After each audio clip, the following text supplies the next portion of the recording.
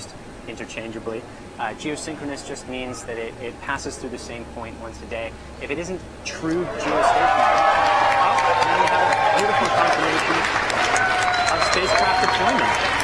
That is SSR 23, having just been sent off on its way to continue along with its mission. Successful spacecraft separation from Falcon 9. And with that, actually, Falcon 9's job is over for the day. Spacecraft is going on to begin its mission and begin that solar array deployment and orbit raising, but that brings this webcast to a close. Quick recap, we had an almost on-time launch just to get around some of those high-altitude winds. First stage, successful launch. Second stage, 2 successful burns with that coast period in between. Not recovering the first stage because of the performance requirements of this mission, and that successful payload deploy that you just saw. And just some thank yous to everyone that helped with the success today. First, a big thanks to the range for providing range safety and assets, to the Federal Aviation Administration, or the FAA. Thanks for giving us our launch license for today. To our customer, EchoStar, we wish you much success with this satellite and its 15 years of service. To SSL, who built the satellite, thank you for your continued partnership with SpaceX. And to all of you out there, the viewers, thanks for checking it out. And if you want to follow us, check us out on social media. You can see us on Twitter at SpaceX. You can follow us on Facebook. And if you want to come join us here in Hawthorne at one of our launch sites, go to spacex.com/careers. Be safe tomorrow with St. Patrick's Day. We survived the Ides of March. And a happy birthday to Einstein, who would have turned 138 this week. Don't forget about Pi Day. Why would you celebrate Pi Day? Because to not celebrate it would be irrational.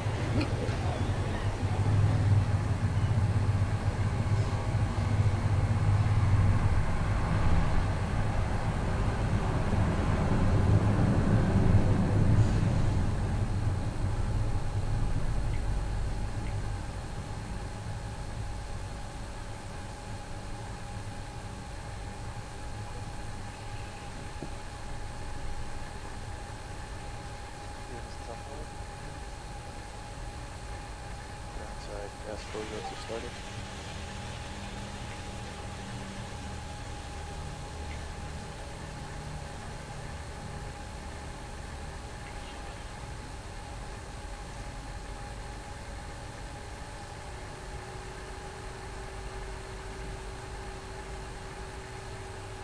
FTS, set the FTS is ready for launch.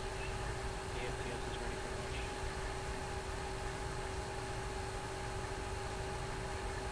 DC verified F9 Dragon R and startup. F9 is in startup. Dragon is in startup. Yes, closeouts are complete. Stage 2 is messing with blood. LD verified go for launch.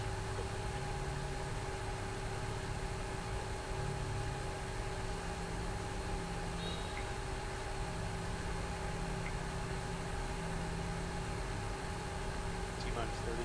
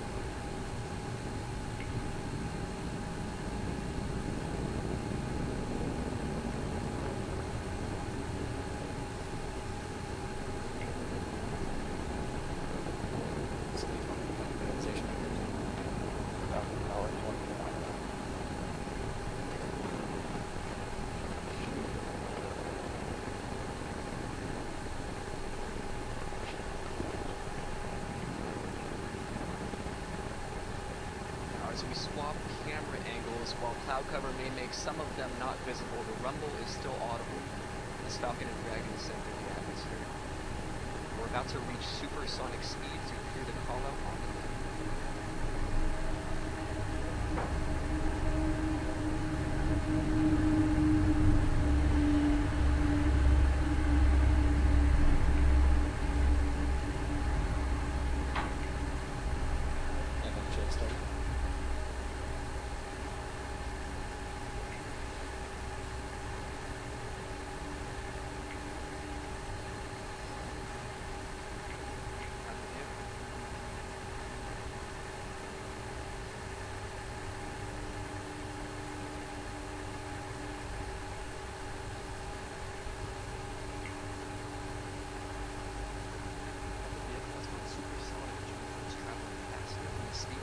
Greater than Mach 1, which at that altitude is about 750 miles per hour. We have also passed max Q, which is the maximum dynamic pressure that we will experience. From here on out, it's less and less loads on the vehicle as we continue to ascend.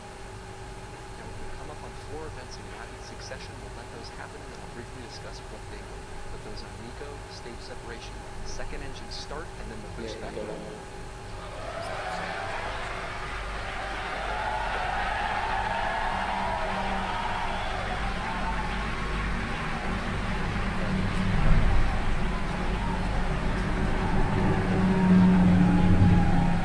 Just heard, we had that successful transition from the responsibilities of the first stage to the second stage. Main engine cutoff, stage separation, second stage engine start, and then the boost back burn to bring that first stage back to landing zone 1.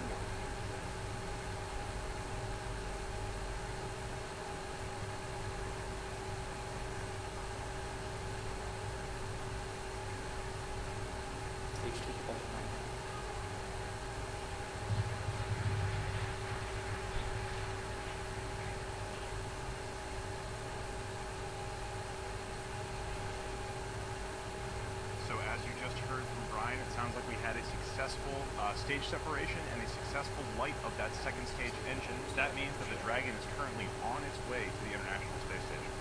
Now coming up soon, we're going to have a few events coming up in quick succession.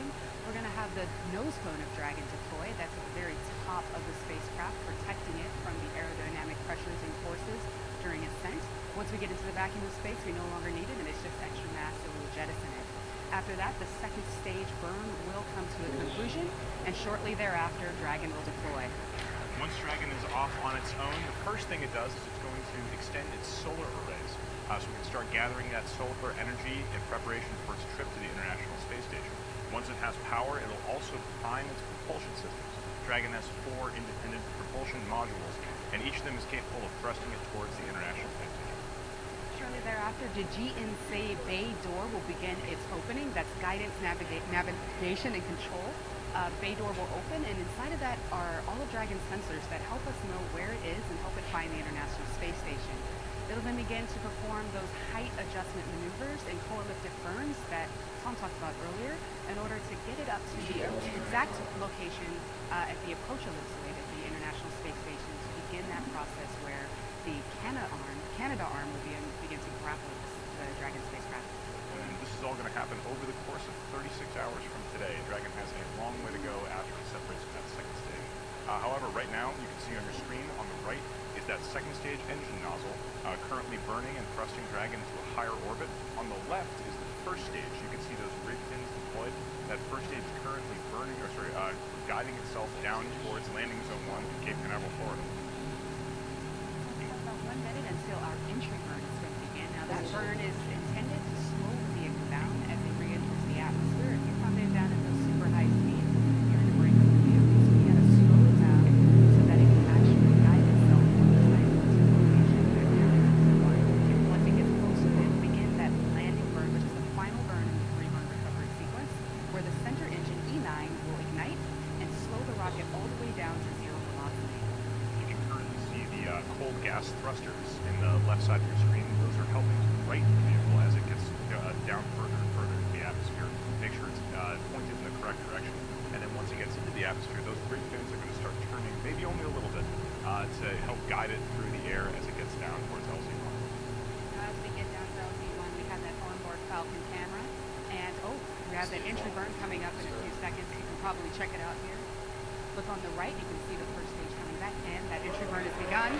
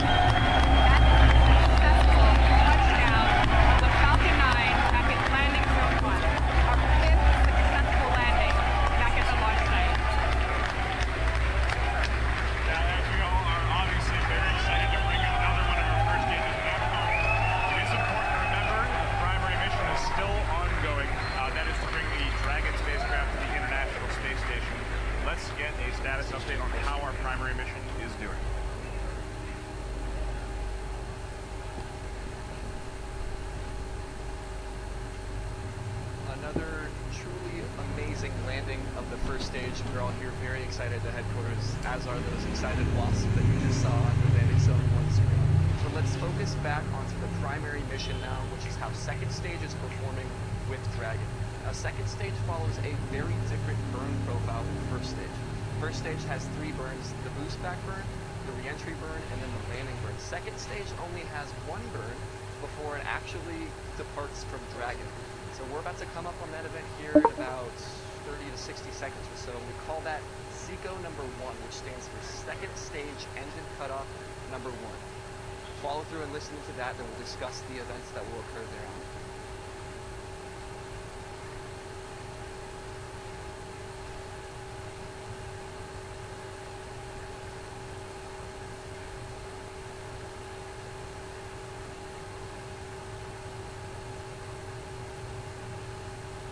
SECO 1. SECO 1, that's the glow of that MVAC-D engine fades. Now the next major milestone, now that second stage has stopped burning, is separation from Dragon itself. It was burning for about 6.5 minutes to get us into the orbit that we need to fire our pyrotechnic devices and gently push Dragon away so that it, as a self-sustaining vehicle, can continue on to the International Space Station of its own accord. So let's listen in for separation of Dragon from second stage here in a moment.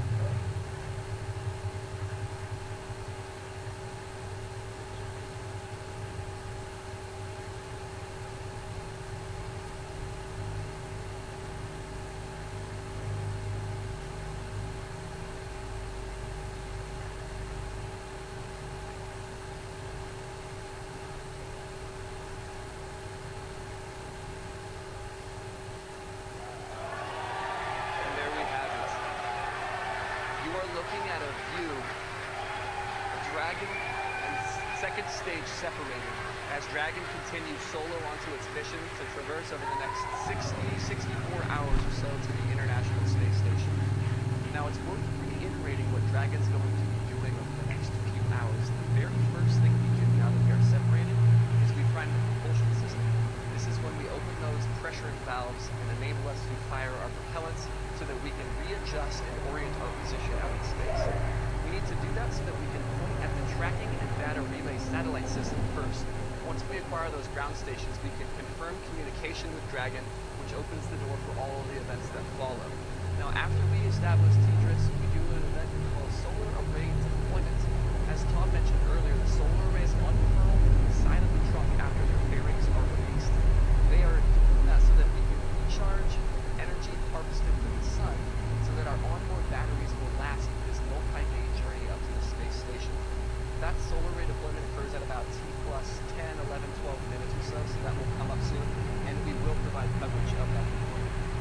After we close up the webcast, a few events will happen thereafter, and they are worth noting, and that is the opening of the GNC bay door next at about T plus 2 hours. GNC, as Lauren mentioned, stands for Guidance, Navigation, and Control, and that bay houses all of our sensors that we need for close proximity ops with the International Space Station. LiDARs, laser detection and ranging, thermal imagers, GPS units, star trackers, etc., so that Dragon continually knows both where it is and how it's oriented. It's very important once we get close to the ISS. Now, after that GNC bay door opens at about T plus 2 hours, we then begin those slew of burns, the height adjusts and the co-elliptic burns, that we need to go all the way up to the International Space Station as we inch closer and closer along that staircase to the International Space Station. Once we're there, we berth, we get captured, the astronauts offload all the cargo, we stay up there for about a month, and then we return about a month later with return cargo, splash down with attempts to refly that same Dragon again later at some point. Now we're coming up on Solar Array Deploy, that event that I mentioned a few moments ago, so let's watch that now.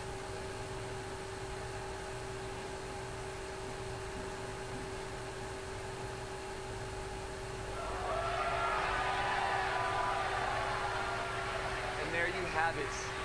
As the wings of Dragon extend slowly out for passive springs from the trunk so that we can harvest energy from the sun over the next 2.5 days as we journey up to the space station. It's been a wonderful timeline so far for this very first reflown Dragon.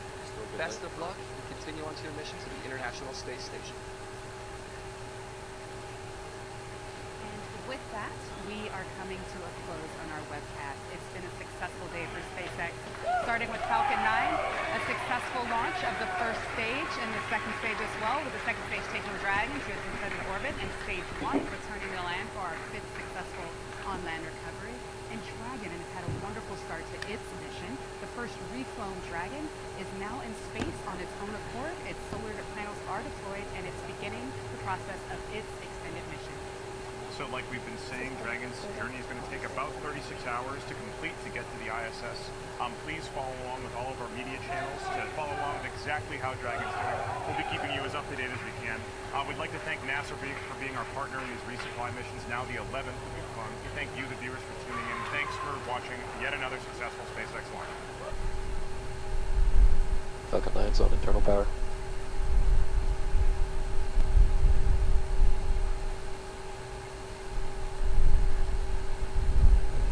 Fuel bleed complete.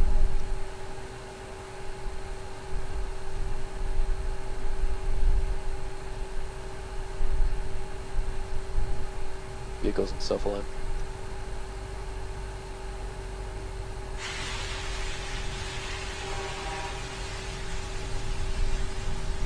Stage 1 and Stage 2 crowing out, scared for flight.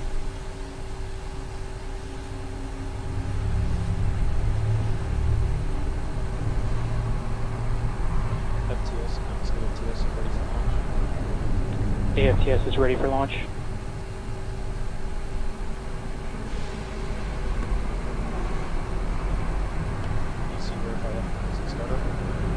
Falcon 9's in startup.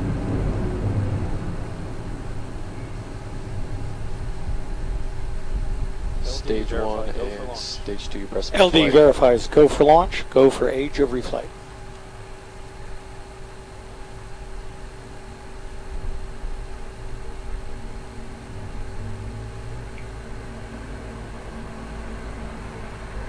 T-minus 30.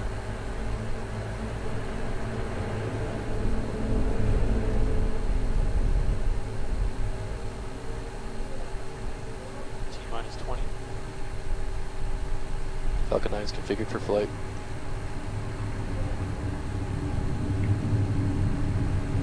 T-minus 10, 9, 8, 7, 6, 5, 4,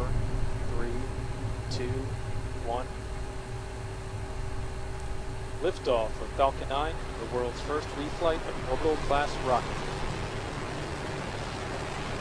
Falcon 9 has cleared the tower.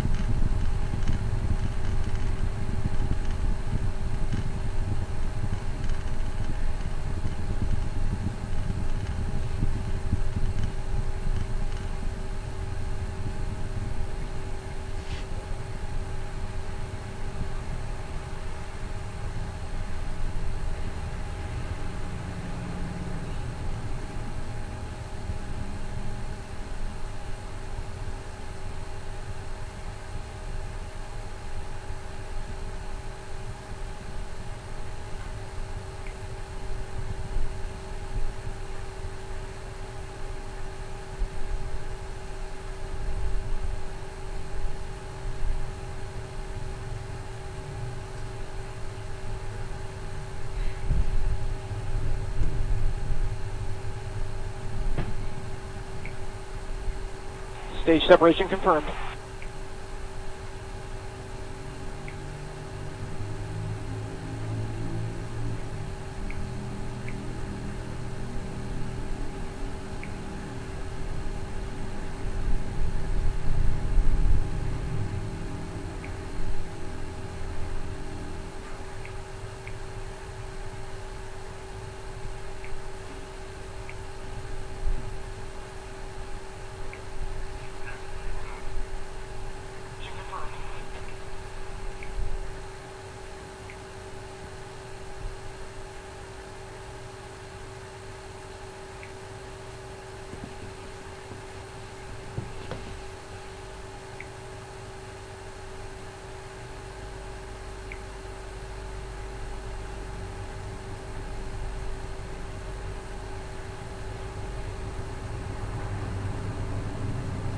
Fairing separation confirmed.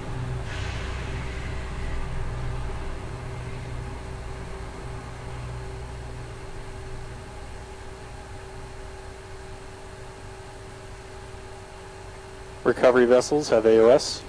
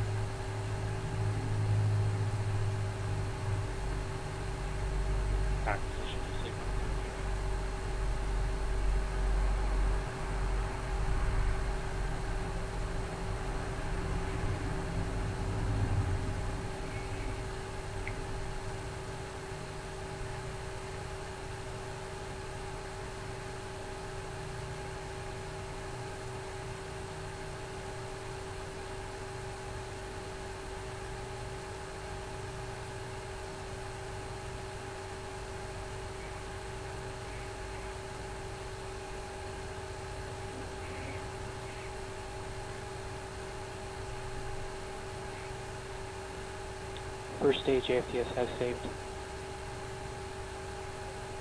Stage 1 entry burn is started.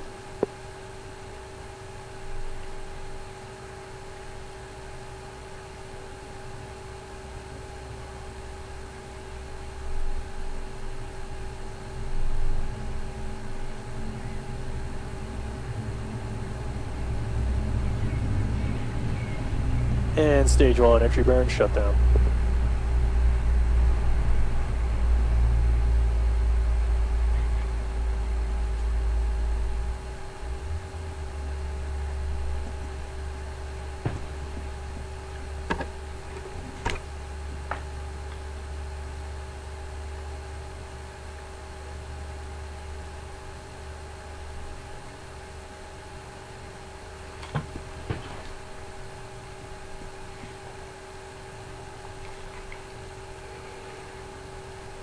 Stage 1 is transonic. Drone ship has AOS.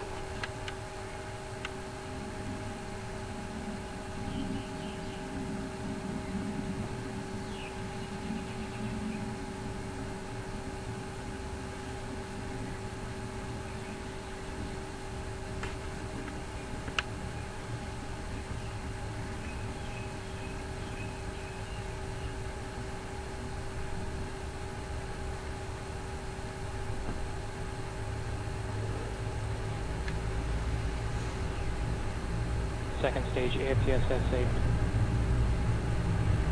Stage 1 landing burn is started.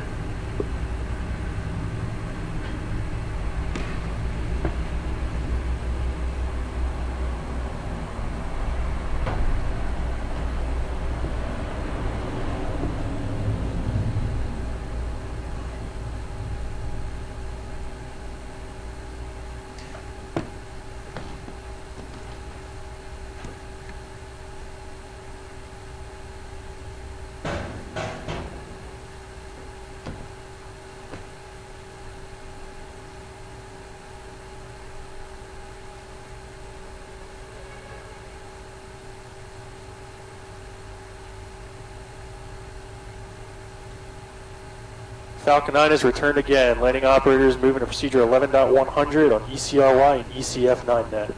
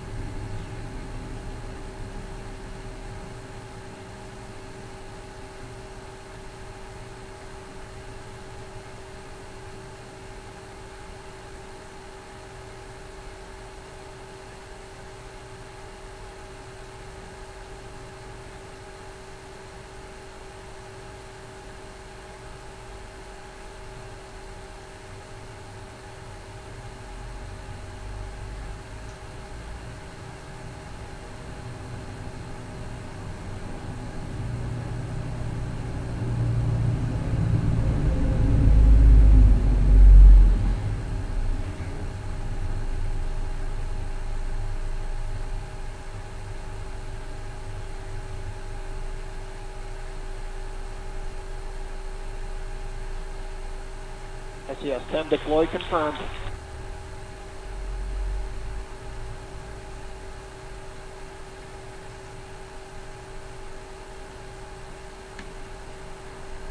Currently, we're coming up T-minus 3 minutes and 50 seconds and counting. Everything continues to go on time. We're going to listen in to the last minutes of the count along with you. We'll be back during the plus count to explain events as they happen on our way to space. Come back lower, proceeding nominally, winch payouts, tracking the target. Stage 2 TBC motions nominal.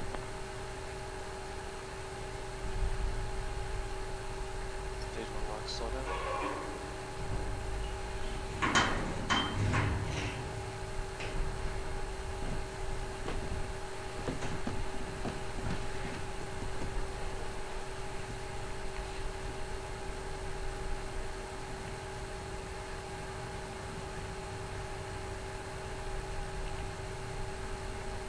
Event lead, stage 2 TBC motion nominal. Stage 2 TBC motion nominal.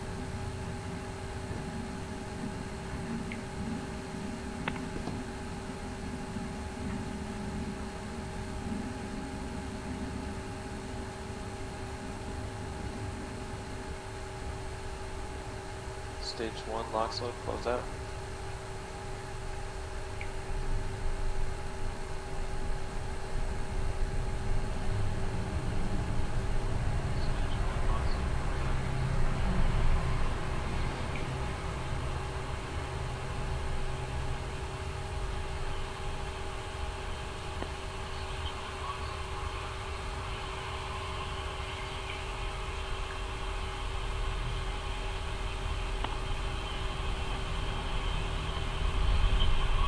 Rock, LC on countdown 1. Please verify range is green. Rock, range is green. Stromback lower is ended, Stromback's locked out, 77.5 degrees. Stage 2 lock, slow, close out.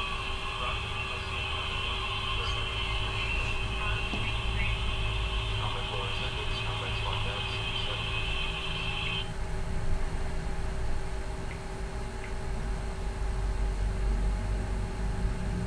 Vehicles is offline. Gas closeout just started.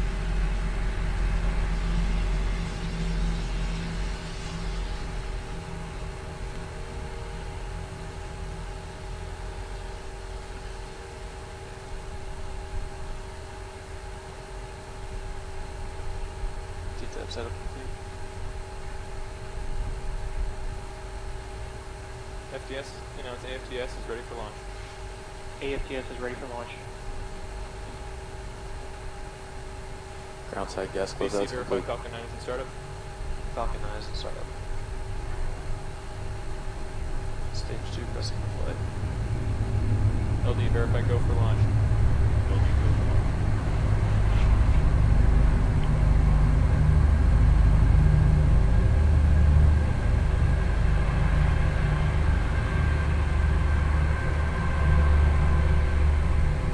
T-minus 30.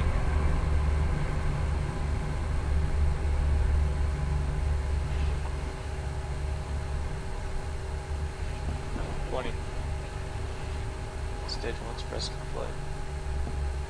15. 10, 9, 8, 7, 6, 5, 4, 3, 2, 1. Lift off the Falcon 9. Prop AVI RC and GNC proceeded speeder 3.170 for post-launch flight operations. GC, move to post-launch pad operations to secure the pad on PadNet A. Copy, Wilco.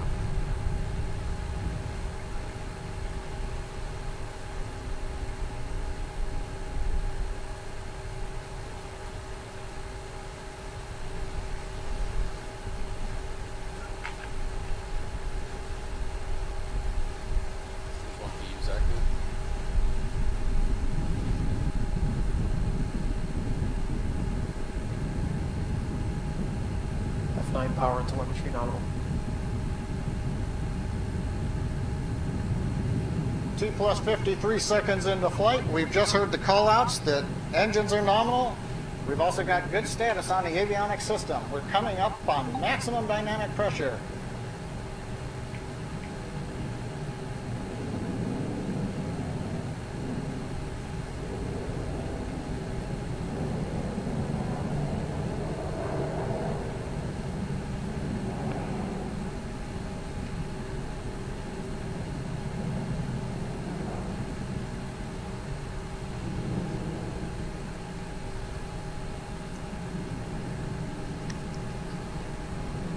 T plus 1 minute, 30 seconds into flight.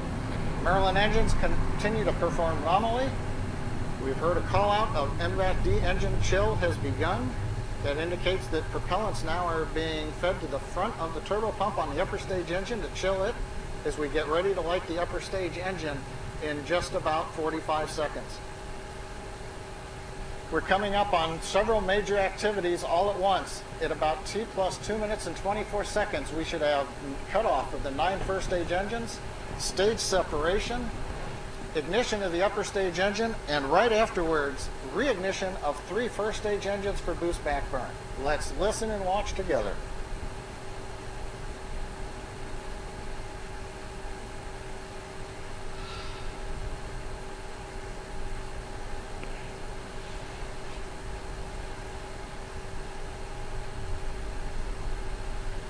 Stage separation confirmed.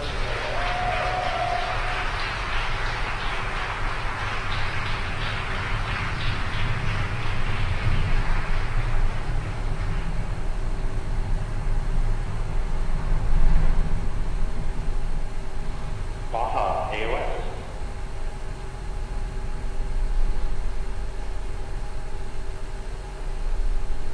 Coming up on T plus 3 minutes, stage separation, reignition successful. The first stage boost back burn is underway. We're coming up on fairing separation now around the 10 Iridium satellites.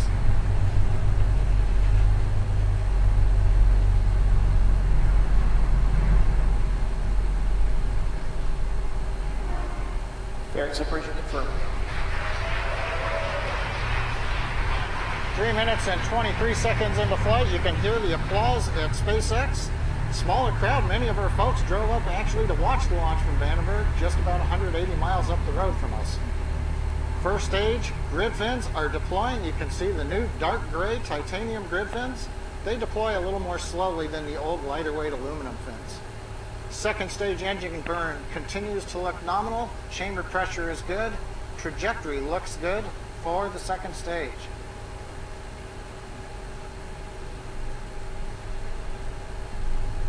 Stage 2 propulsion still on.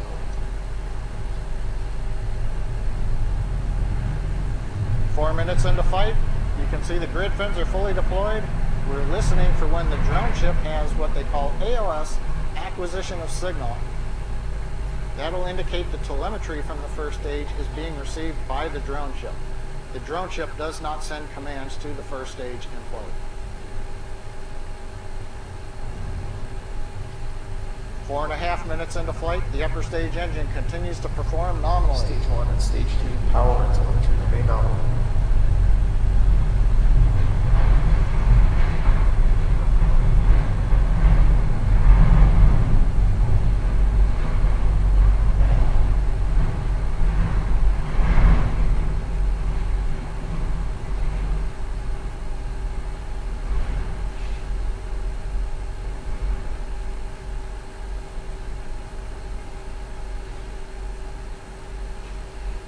T plus 5 minutes into flight. Second stage continues to perform well, carrying 10 Iridium satellites to a parking orbit. The next major event is entry burn. We will light 3 Merlin 1D engines on the first stage. That'll slow us down for entry through the atmosphere. That's a fairly long burn, should be coming up in about 30 seconds.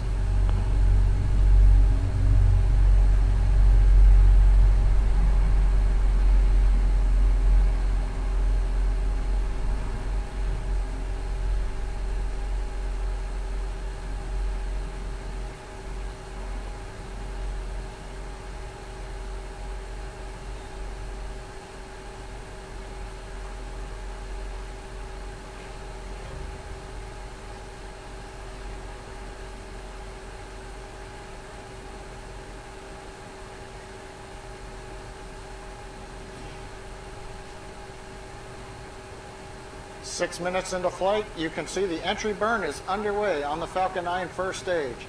Bringing it back to the drone ship, titled Just Read the Instructions, awaiting it in the Pacific Ocean.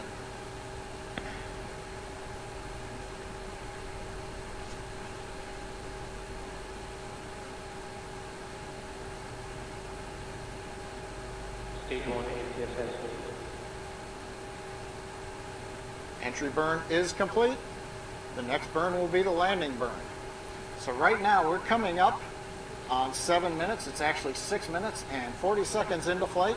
Stage 1 is headed back to the drone ship in the Pacific Ocean.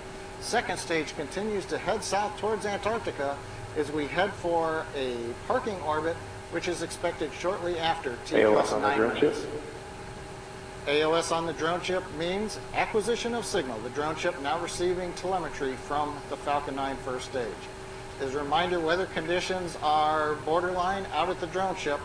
We'll hopefully see a landing coming up here shortly.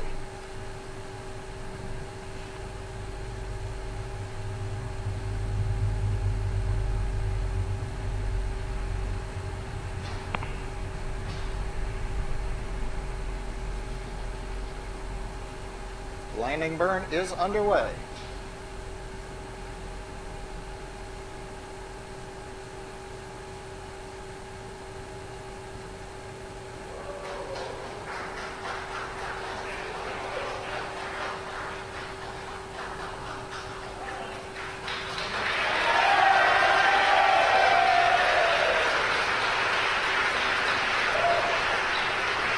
Stage 2 power and telemetry remain on. And you can tell by the cheering in the background, first stage, Falcon 9 Flight 38 has landed on just read the instructions. Our drone ship in the Pacific Ocean landing at about T plus 7 minutes and 47 seconds, right on time. Meanwhile, the second stage engine at 8 minutes and 13 seconds into flight continues to perform well. We've got less than 1 minute before we go into our low Earth parking orbit.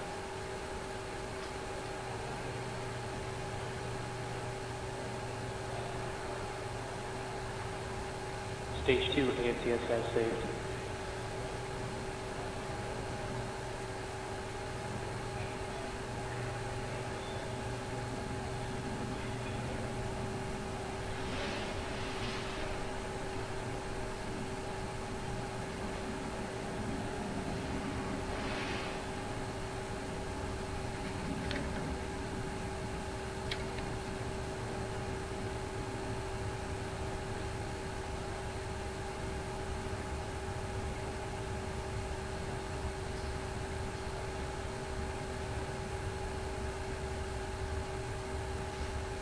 We have SECO. Confirmation of second stage engine shutdown. About 9 minutes and 14 seconds into flight. Waiting to hear from the orbit. And right now, it's coming up on T minus 2 minutes and counting. Let's listen to the countdown of Falcon 9 with Inmarsat. Stage 2 locks closed out. Falcon 9 is on internal power.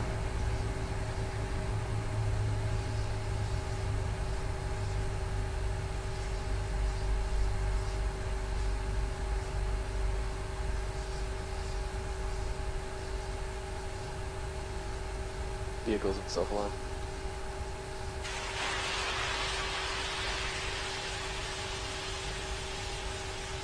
Stage 1, Stage 2 cryogenic secured.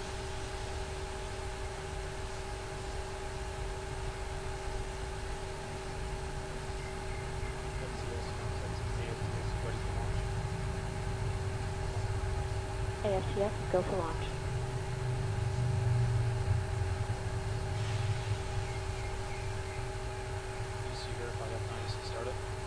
Falcon 9's in startup. All ground side gas closeouts are complete. Stage 1, Stage 2, test for flight. LD's go for launch.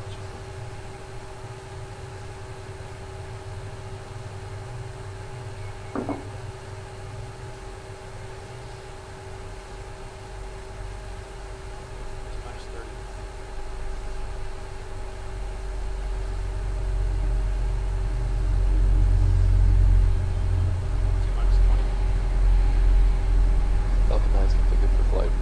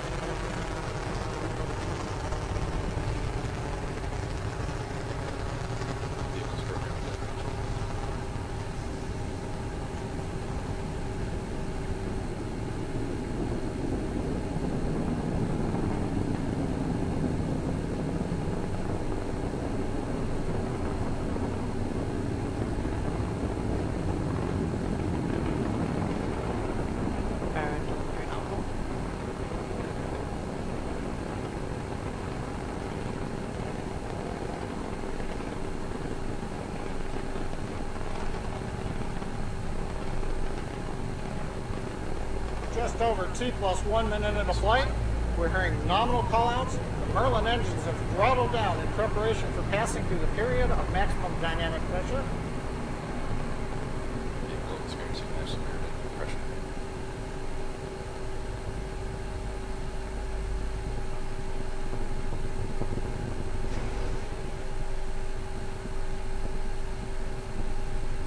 A minute and a half into flight. We're through the period of maximum dynamic pressure. The Merlin engines are throttled back up to full power. Trajectory performance continue to look nominal.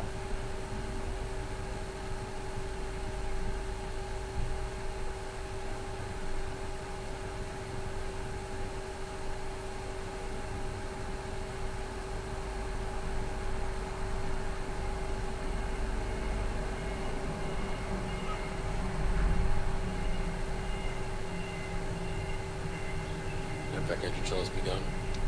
You hear the call out, MVAC chill has begun. Liquid oxygen now on top of the turbo pump for the second stage engine, chilling it in as we prepare for stage separation and then ignition of the upper stage engine. Next major event coming up in less than 30 seconds is going to be main engine cutoff, shutdown of the 9 Merlin engines, followed by stage separation and ignition of the second stage engine.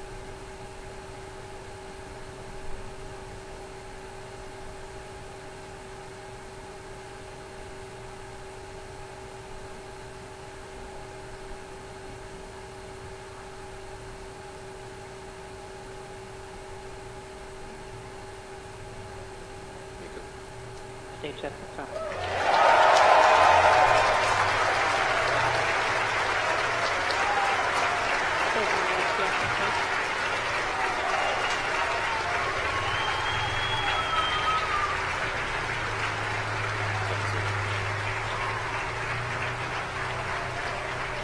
T plus 3 minutes and 15 seconds into flight. A good stage separation.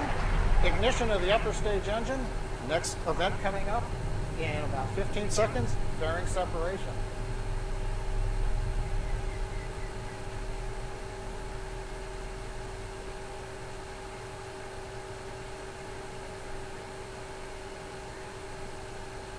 Fairing set for top.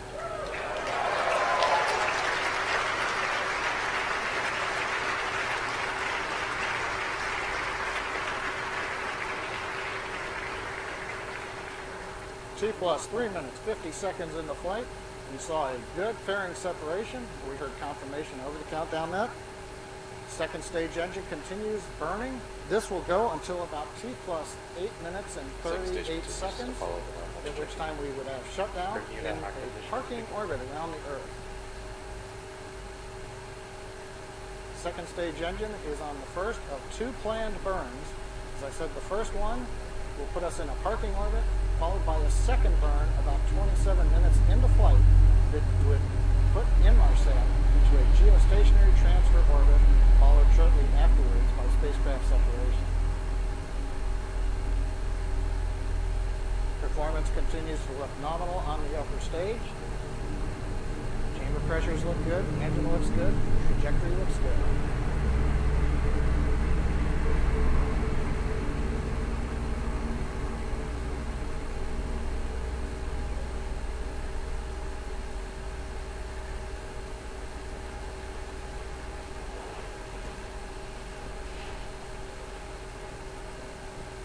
T plus 5 minutes into the flight of Falcon 9 carrying Inmarsat 5 F4.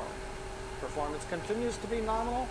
We're heading currently east out of Complex 39A at Kennedy Space Center, heading for the first parking orbit, which will be followed by a second burn at about T plus 27 minutes into the transfer orbit. We'll be covering both burns and spacecraft separation during the webcast.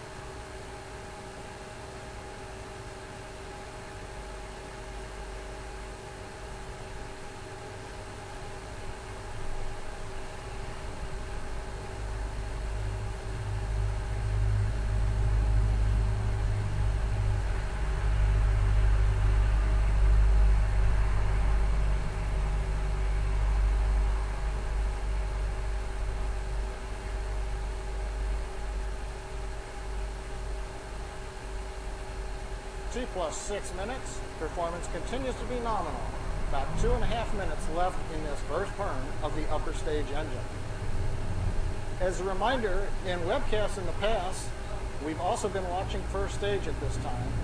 But in this case, without landing legs or grid fins, the first stage is not being targeted to return to land or the drone show. So today, we're staying with the second stage all the way to orbit.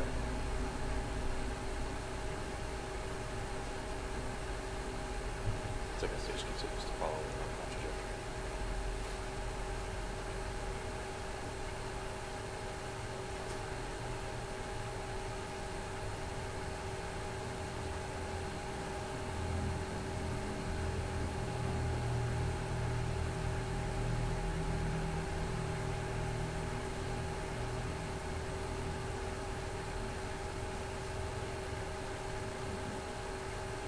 T plus 7 minutes into flight. MVAC engine continues working. Everything continues to look good for Falcon 9, headed to the low Earth parking orbit.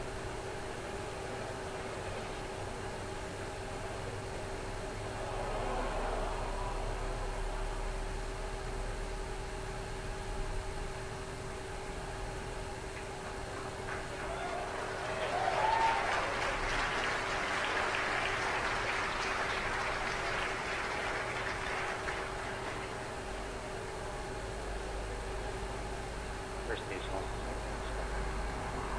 Started turning guidance.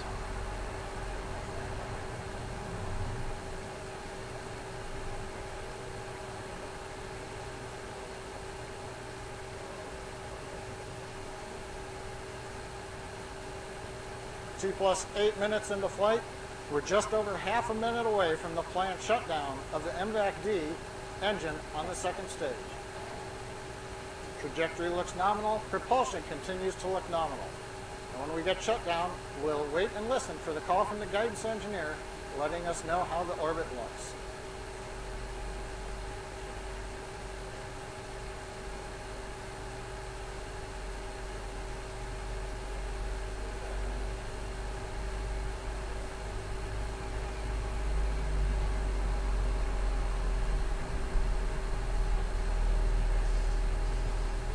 Back cut off.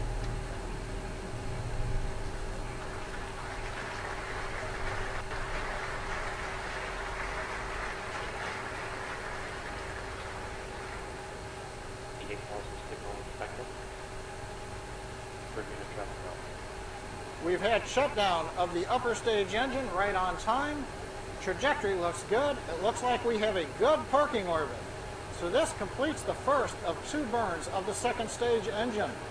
Now we're currently going through a coast phase. Is the second stage with Inmarsat still attached? Coasts around the Earth over Africa. We will reacquire telemetry and follow the second burn of the upper stage engine.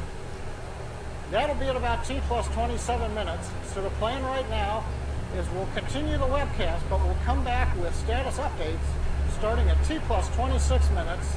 And in the meanwhile, we'll leave you with this view of the animation. The second stage heads towards Africa, successfully into the low Earth parking orbit, preparing for the second burn of the upper stage, coming up in just under 17 minutes and 10 seconds. So with that, that'll end our commentary. We'll be back at T plus 26 minutes.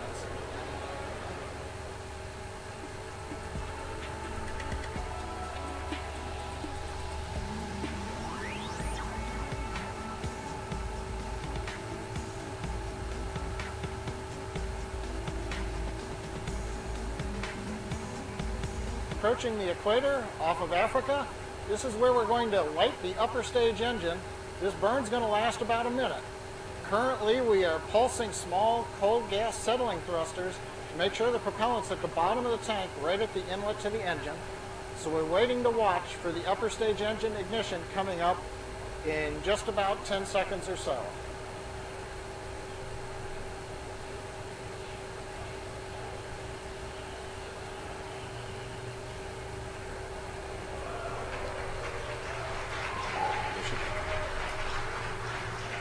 You might hear the applause in the background.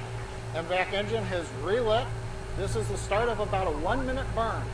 You can see from the velocity meter on the screen, we're adding in thousands of meters per second to bring the Inmarsat spacecraft from the parking orbit up to the desired geostationary transfer orbit.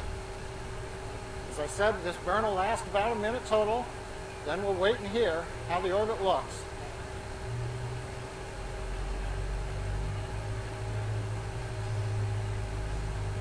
Tank pressures are looking good. Propulsion is nominal. Trajectory looks good.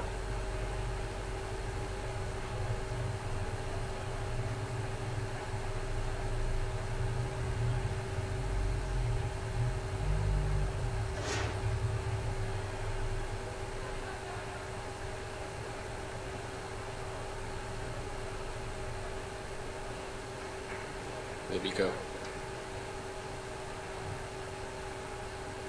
We've had main engine cut off. We're waiting to hear, we've had SECO, I should say. The MVAC engine is shut down. We're waiting to hear from guidance how the orbit looks. It's a good transfer orbit. You heard Launch Director call out just now, a good transfer orbit. So that completes the second of the 2 planned burns of the upper stage engine. You can see the nozzle now cooling back down to the background temperature of space after it burned for the 1 minute to add enough velocity to move us into the desired transfer orbit. Now, spacecraft separation is currently planned for just under T plus 32 minutes. So we're going to pause. All our sensors across the vehicle will occur before we lead into startup. You'll see the bright green flash at the base of the rocket where our T-head will ignite and act as the starter for our 9 Merlin engines. These 9 Merlin engines capable of putting out over 1.7 million pounds of thrust at sea level. And with that, we're going to go silent over here and let you listen in to a final minute and a half of today's count before on time T-0 at 7:15 a.m. Eastern Time.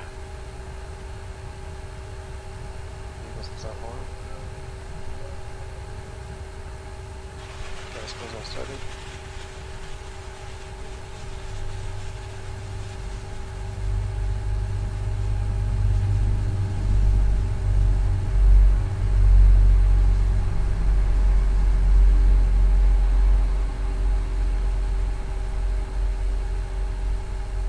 FTS announced FTS is ready for launch. AFTS is ready for launch. BC verify Falcon 9 is in startup. Falcon 9 is in startup. Ground side gas closeout's complete.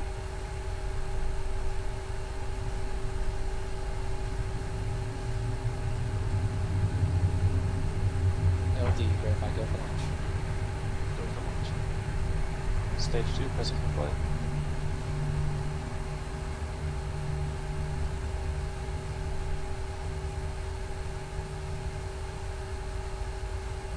T-minus 30.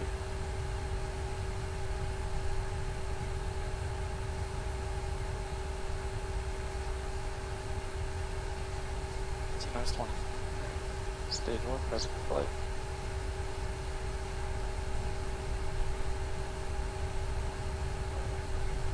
T-minus 10, 9, 8, 7, 6, 5, 4, 3, 2, 1, 0. Liftoff, Falcon 9.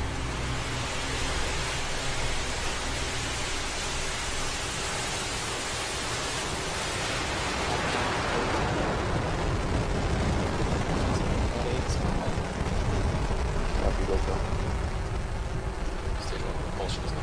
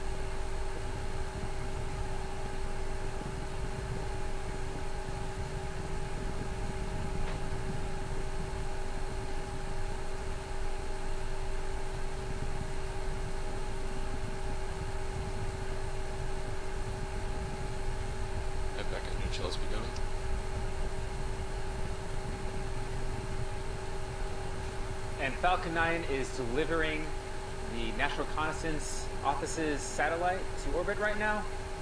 We just transitioned through max Q, and we've begun chilling in the MVAC engine on our second stage. Trajectory is looking good so far. Coming up in about 20 seconds, we'll have main engine cutoff, MECO 1. That's where all 9 Merlin engines of that first stage will shut down, and we'll see stage separation. Stage separation will be actuated by 4 pneumatic actuators on the first stage.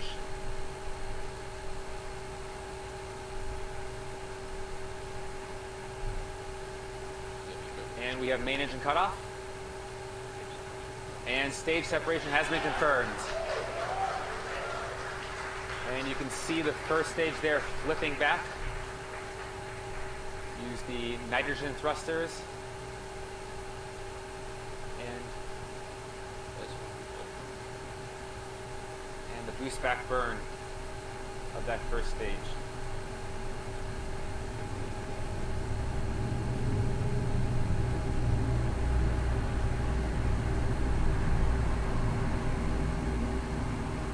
Boost back burn will last about another 15 seconds. We use this to reorient the stage back to Cape Canaveral. You can fly it back from all the forward velocity pad over the Atlantic Ocean.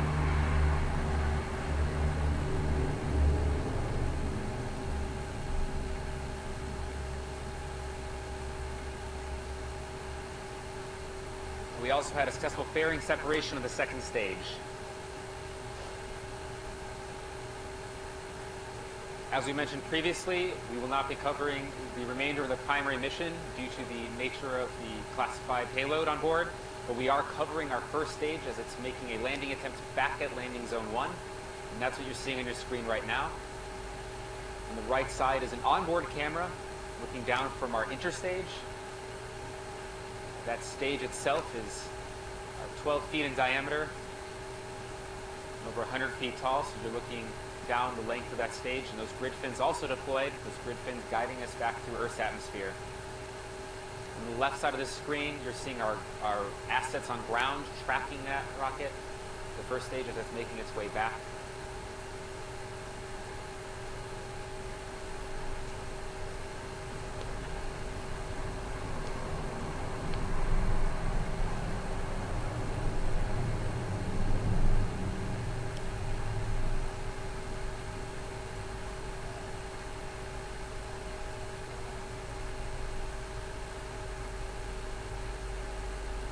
That boost back burn was a 3-engine burn. Coming up, we're going to have our entry burn also a 3-engine burn. Entry burn will happen just after the 7-minute mark.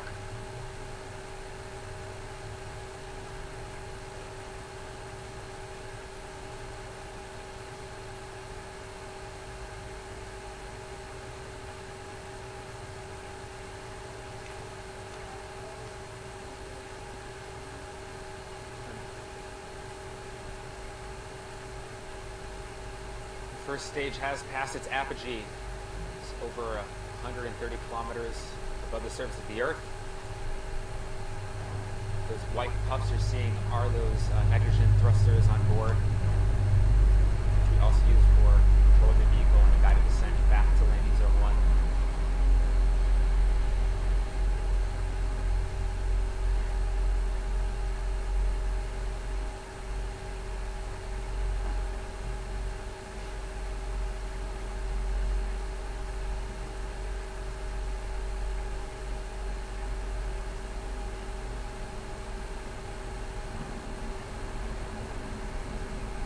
Burn should be coming up in about a minute from now.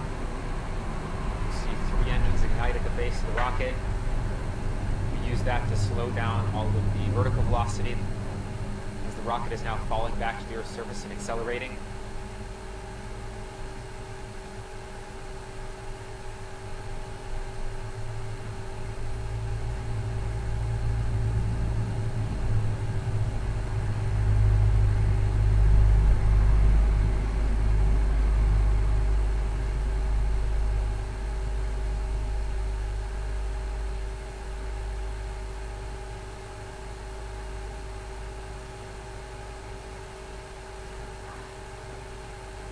just tuning in, we're watching the first stage as it's falling back to Earth and a guided descent back to landing zone 1. We have an entry burn coming up in about 15 seconds. So the engine entry burn.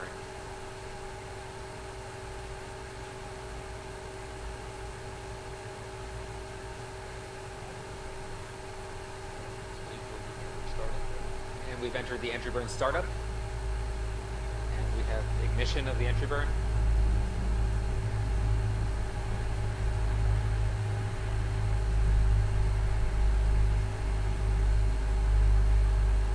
This is a 25-second burn.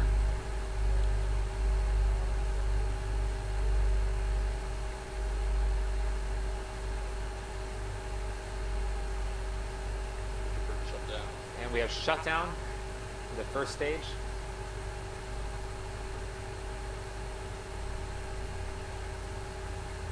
In about 45 seconds, we'll have our landing burn begin. That landing burn will last for about 30 seconds. And then we'll have touchdown of the vehicle. That landing burn is going to take us from going about 1,000 kilometers an hour right down to 0 on the surface of Earth. Landing legs will deploy about 10 seconds before land landing.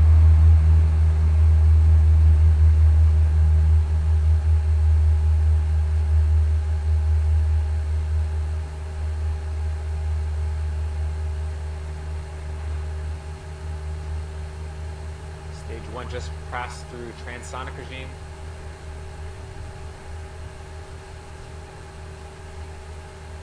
Landing burn startup. And landing burn has hit startup, and we have ignition.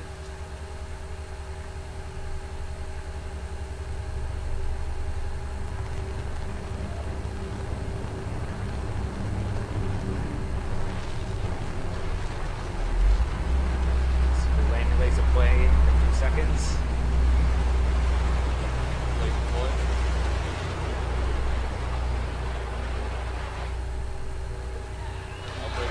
And we have touchdown. First stage has landed back at landing zone 1. It's another good day for us at SpaceX. It's a beautiful sight to see. That is the 4th landing of a Falcon 9 at landing zone 1.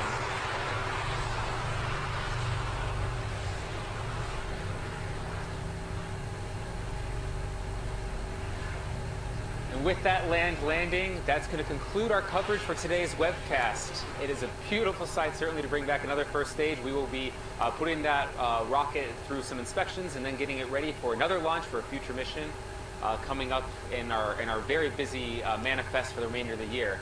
So with that, we'd like to thank the National Reconnaissance Office, the range, the FAA, as well as you, the viewer, for tuning in and watching us. If you'd like to keep track of our future missions as well as the progress of this mission, be sure to follow us on Facebook, Twitter, Instagram, or check out SpaceX.com. And if you'd like to come up here and join the team and be part of the crew that makes all this happen, check out SpaceX.com/careers. Thanks again for joining, and we'll see you again soon. Vehicles in self-align.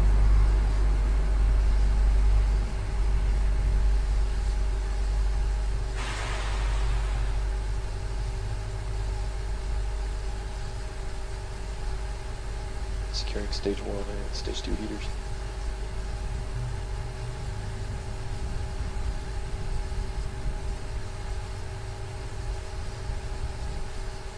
Internal sequences have started.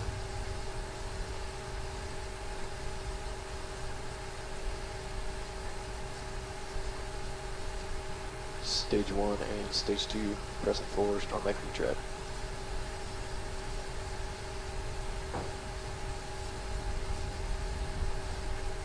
Back TVC motions have started.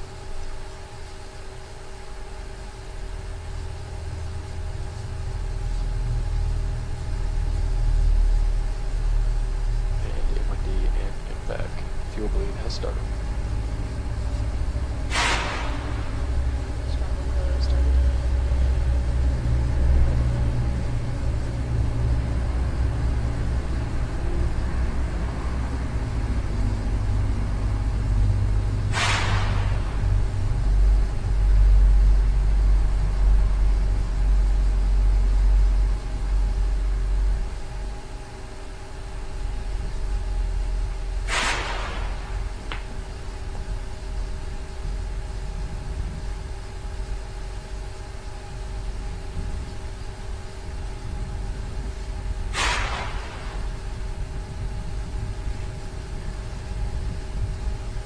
Impact TVC motions complete.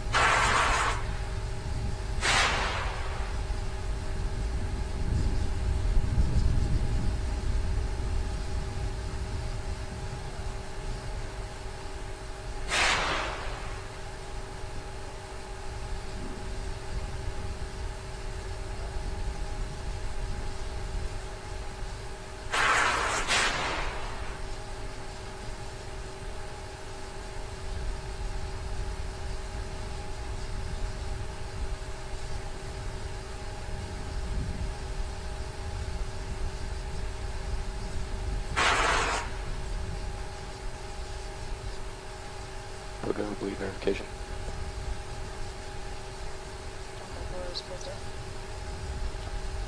GNC announced S2 TVC motion nominal.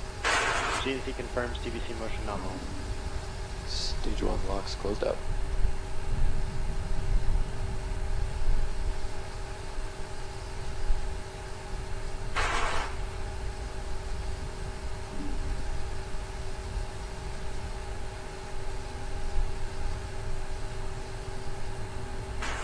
Impact BTV motions.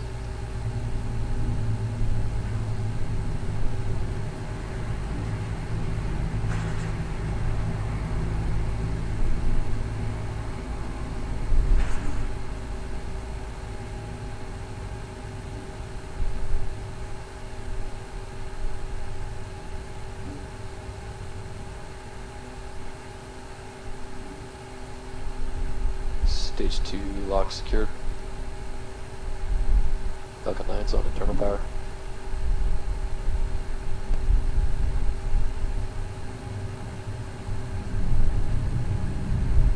MID fuel bleed complete.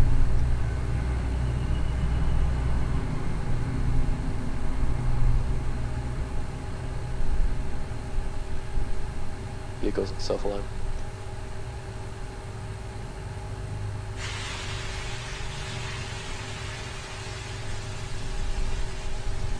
Stage 1 and Stage 2 ground helium scared for flight.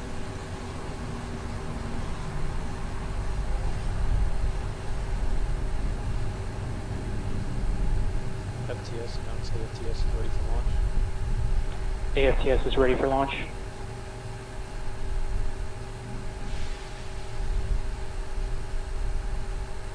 BC verify F9s in startup. Falcon 9's in startup.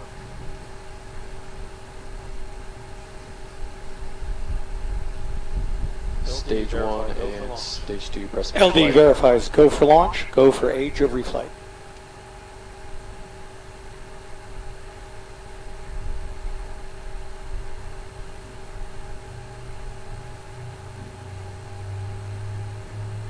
T-minus 30.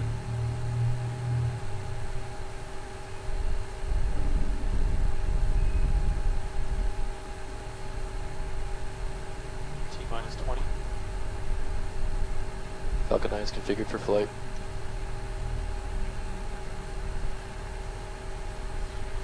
T-minus 10, 9, 8, 7, 6, 5, 4, 3, 2, 1. Liftoff of Falcon 9, the world's first reflight of Orbital class rocket. Falcon 9 is clear the tower.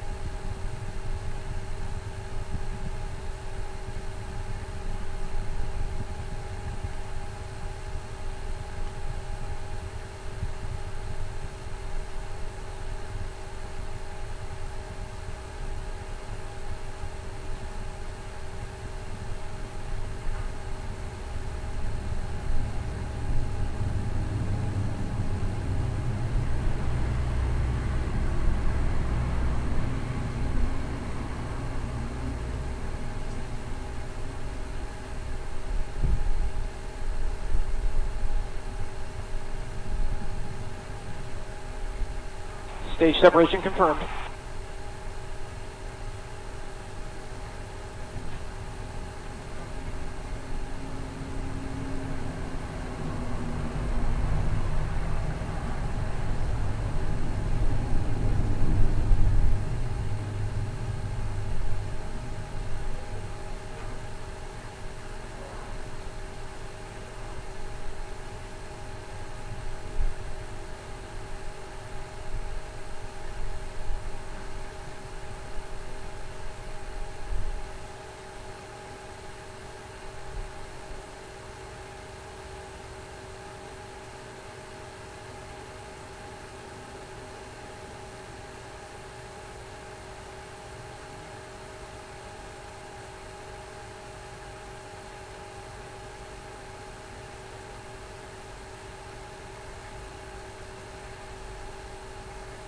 Bearing separation confirmed.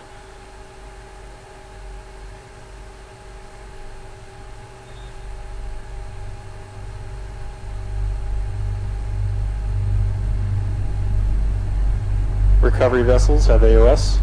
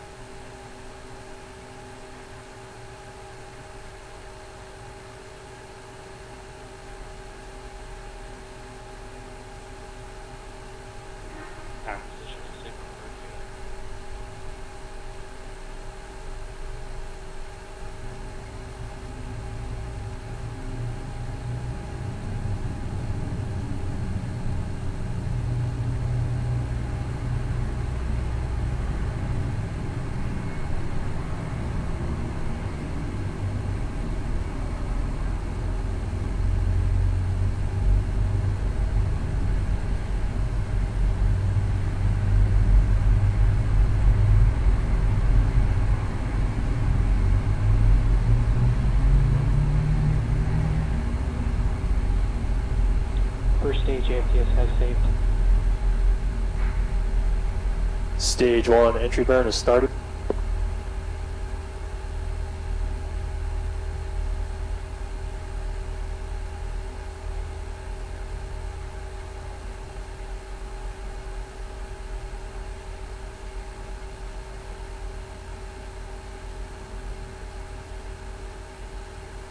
And stage 1 entry burn shut down.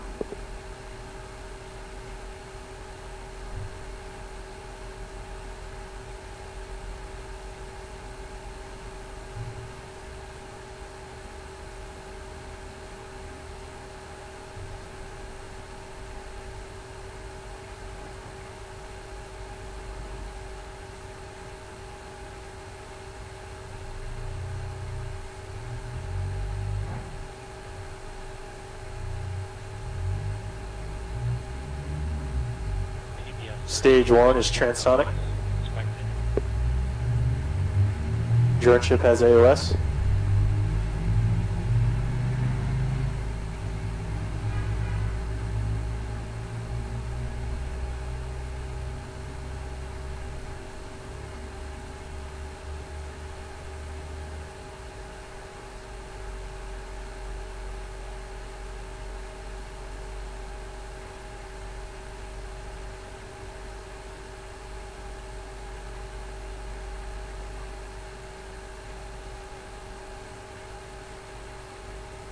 Second stage AFTS has saved. Stage 1 landing burn is started.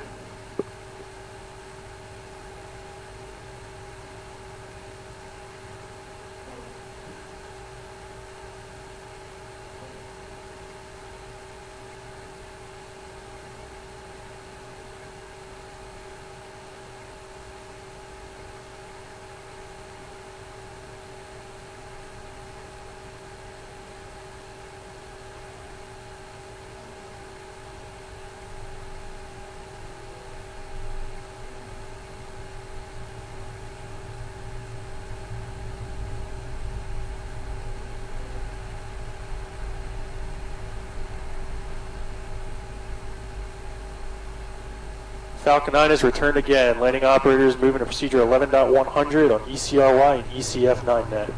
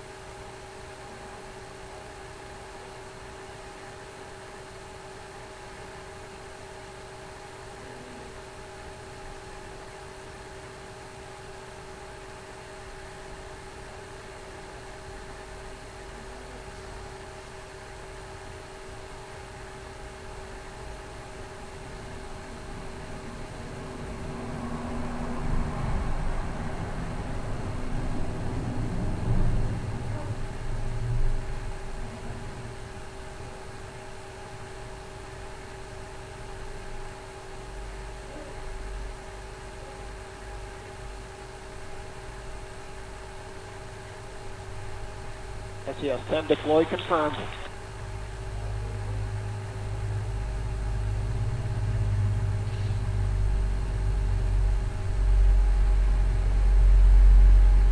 Down, still heading for an on-time launch.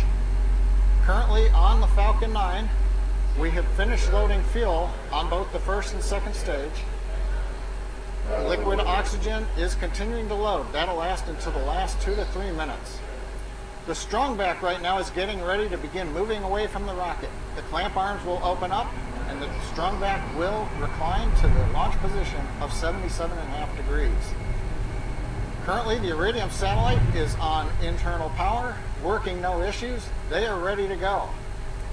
The range is also ready.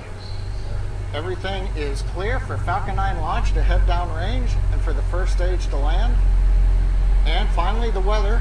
Upper altitude, winds look good. We've just heard the call out, the cradle arms coming open as the strongback prepares to move away from the Falcon 9. As I was saying, on the weather, upper altitude winds are good, load conditions are good there, ground level is good. We just have the traditional Vandenberg fog, but hopefully we'll get a view from the Falcon 9 as we head into space. So currently we're coming up T-minus 3 minutes and 50 seconds and counting. Everything continues to go on time.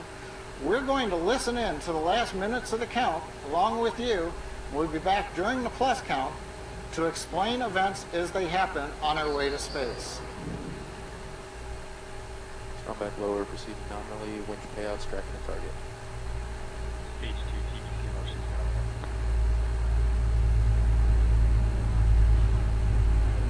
Stage 1 launch slow down.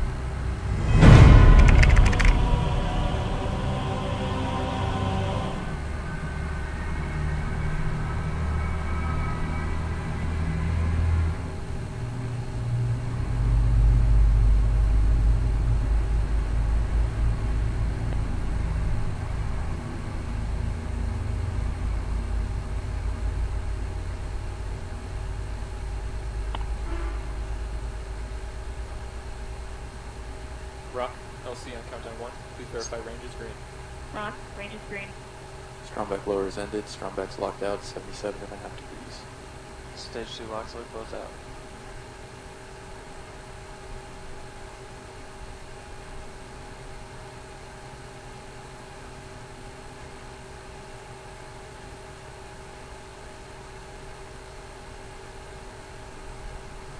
Vehicles self-align. Gas closeout just started.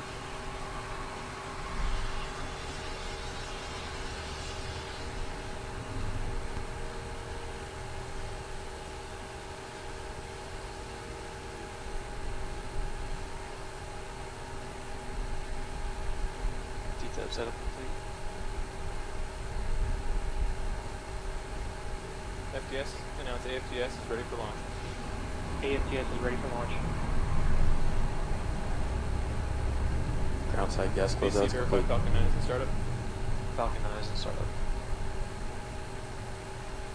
Stage 2 pressing flight.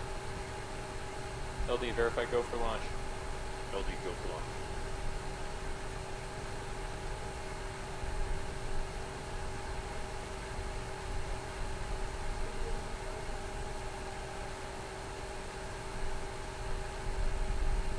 T-minus 30.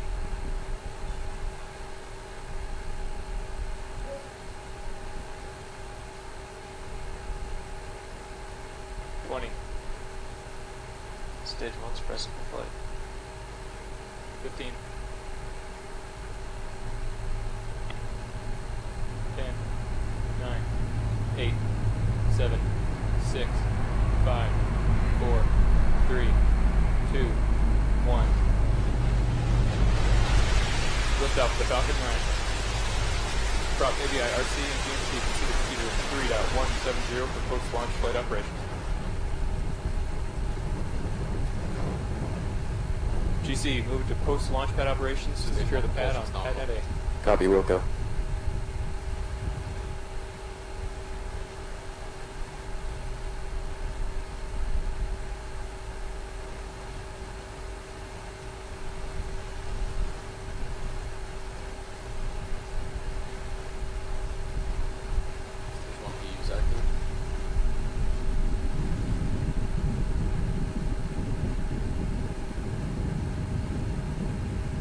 F9 power and telemetry nominal. T plus 53 seconds into flight. We've just heard the call outs that engines are nominal. We've also got good status on the avionics system. We're coming up on maximum dynamic pressure.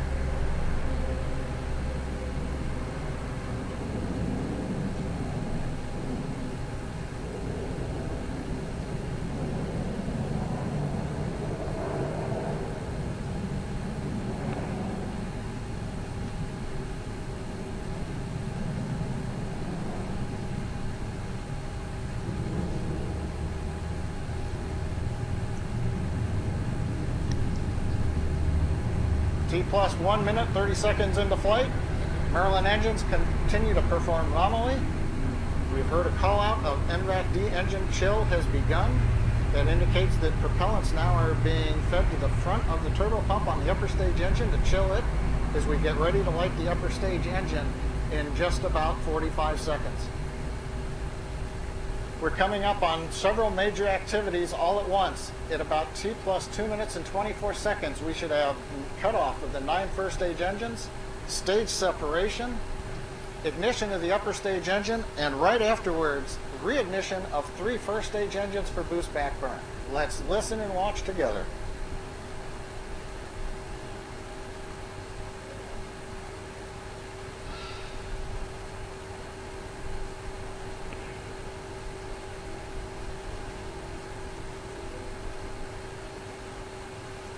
Stage separation confirmed.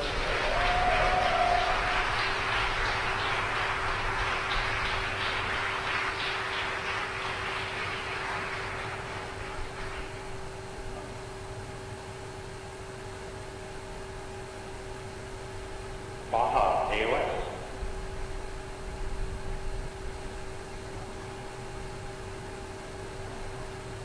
Coming up on T plus 3 minutes, stage separation, reignition successful. The first stage boost back burn is underway. We're coming up on fairing separation now around the 10 Iridium satellites.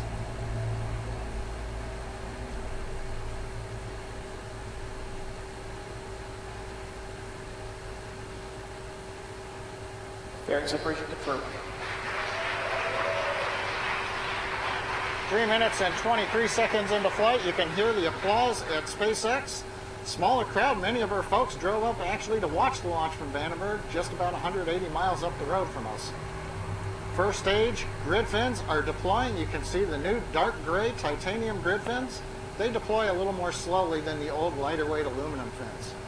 Second stage engine burn continues to look nominal. Chamber pressure is good. Trajectory looks good for the second stage.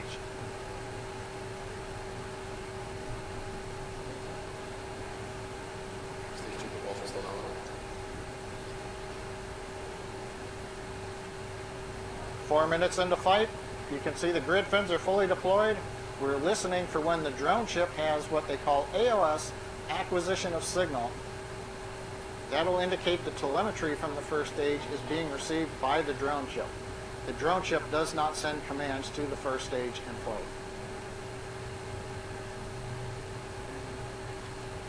4.5 minutes into flight, the upper stage engine continues to perform nominally. Stage 1 and Stage 2 power and telemetry remain nominal.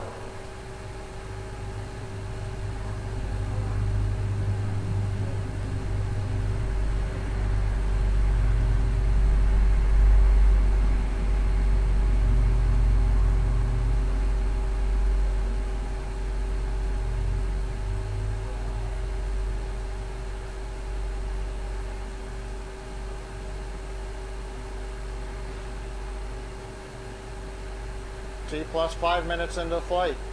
Second stage continues to perform well, carrying 10 Iridium satellites to a parking orbit.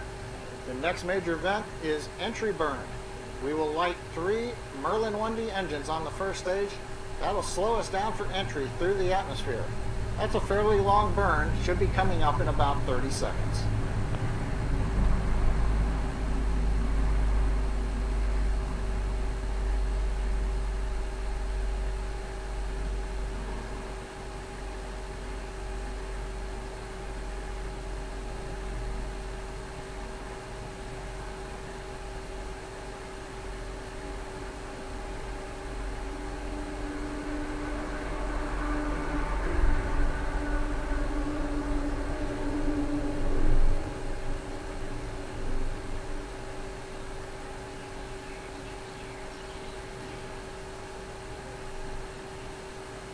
Six minutes into flight, you can see the entry burn is underway on the Falcon 9 first stage, bringing it back to the drone ship, titled Just Read the Instructions, awaiting it in the Pacific Ocean.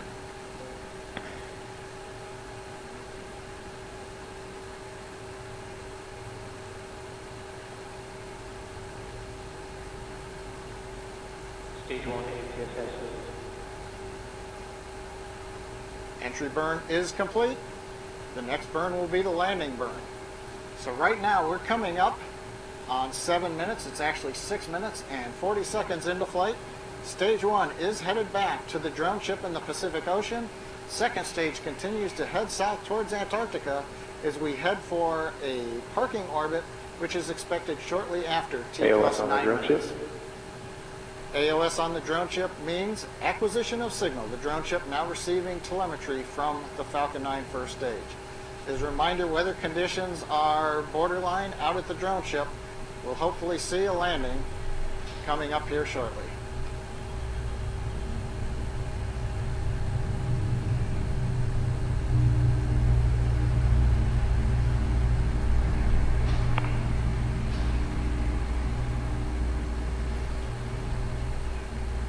Landing burn is underway.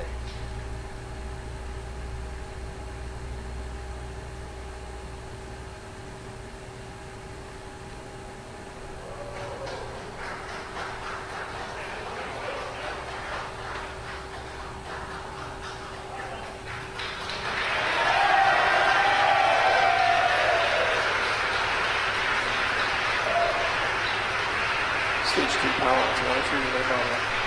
And you can tell by the cheering in the background, first stage, Falcon 9 Flight 38 has landed on just read the instructions. Our drone ship in the Pacific Ocean landing at about T plus 7 minutes and 47 seconds, right on time. Meanwhile, the second stage engine at 8 minutes and 13 seconds into flight continues to perform well. We've got less than 1 minute before we go into our low Earth parking orbit.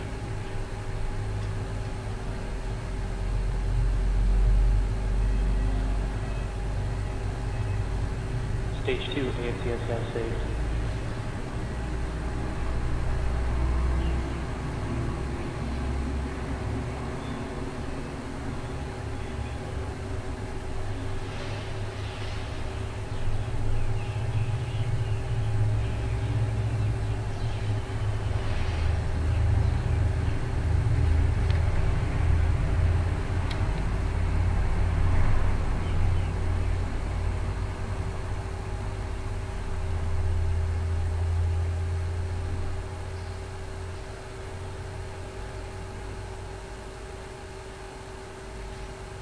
We have Seco. Confirmation of second stage engine shutdown. About 9 minutes and 14 seconds into flight. Waiting to hear from the orbit. And you...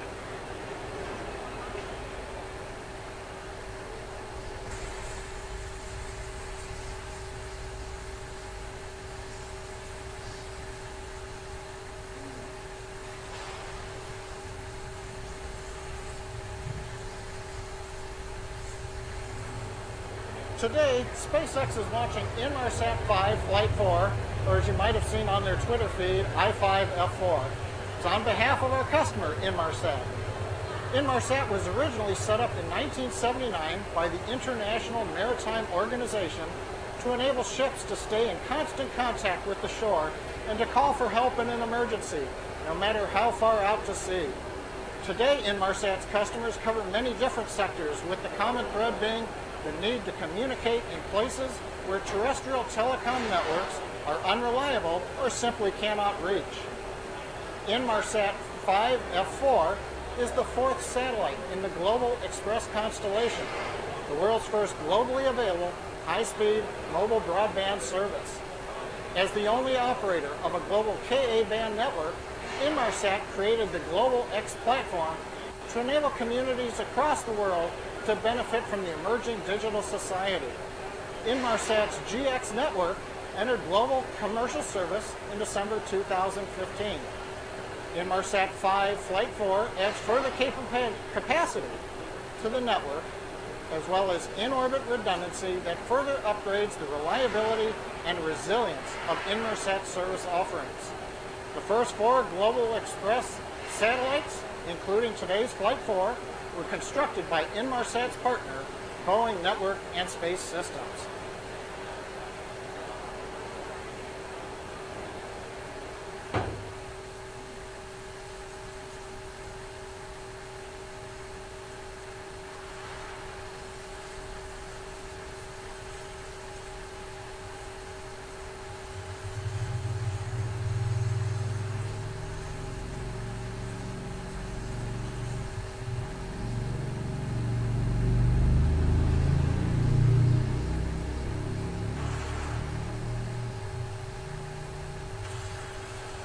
Just inside T-minus 3 minutes. We're continuing to count down. We have completed LOX loading on the first stage. You can see the GOX plumes coming off of the second stage. The erector is reclined about 1.5 degrees away from the Falcon 9. It'll move all the way back at liftoff. Next major event's coming up at T-minus 2 minutes. We'll finish liquid oxygen loading on the second stage. At T-minus 1 minute, you'll hear the call startup. That's where the flight computer takes over control of the countdown, culminating in ignition of the 9 Merlin engines just before T-minus 0. At T0, when we make sure we're at full power, the flight computer will command liftoff. Falcon 9 will then begin heading to space. So right now, it's coming up on T-minus 2 minutes and counting. Let's listen to the countdown of Falcon 9 with Inmarsat.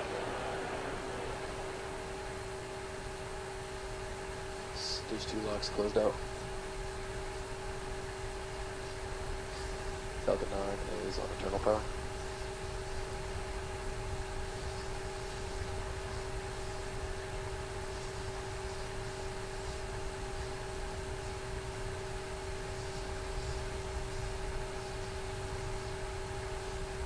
Vehicles in self-line.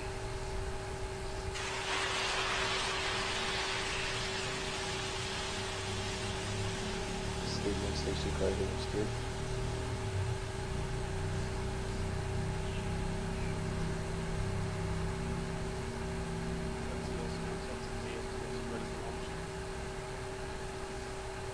AFTS, go for launch.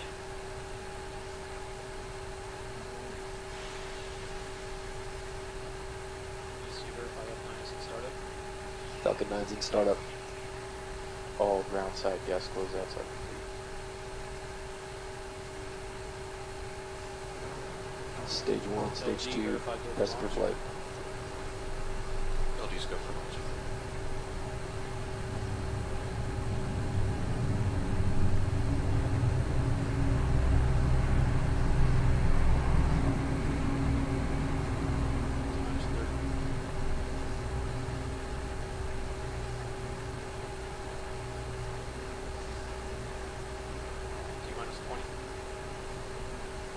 Falcon 9 is configured for flight.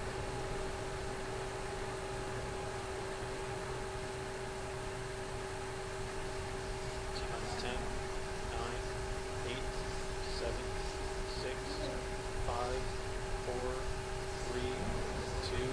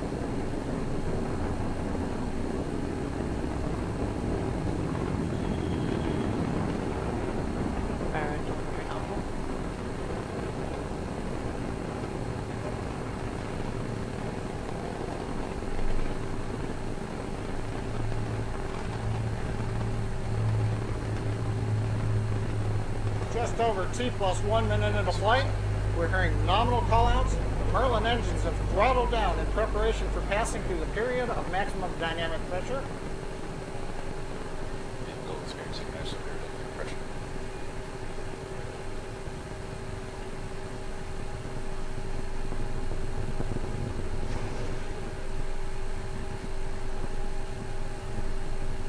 A minute and a half into flight, we're through the period of maximum dynamic pressure. The Merlin engines are throttled back up to full power. Trajectory performance continue to look nominal.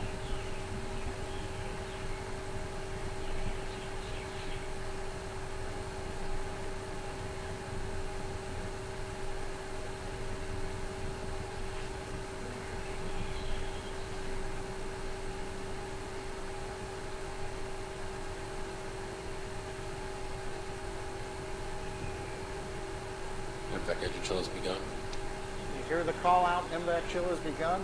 Liquid oxygen now on top of the turbo pump for the second stage engine, chilling it in as we prepare for stage separation and then ignition of the upper stage engine.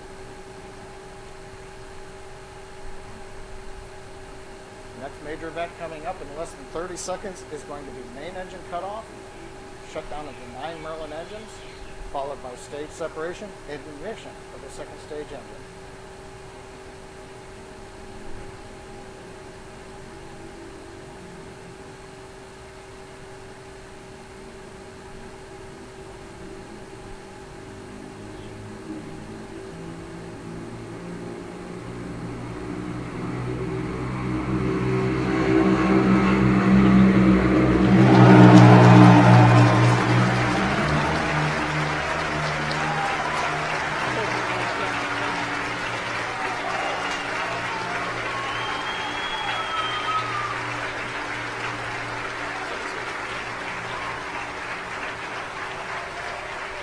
T plus 3 minutes and 15 seconds into flight. A good stage separation.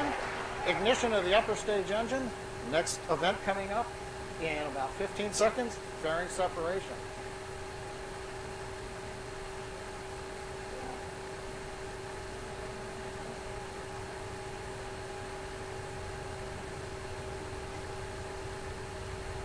SPACEX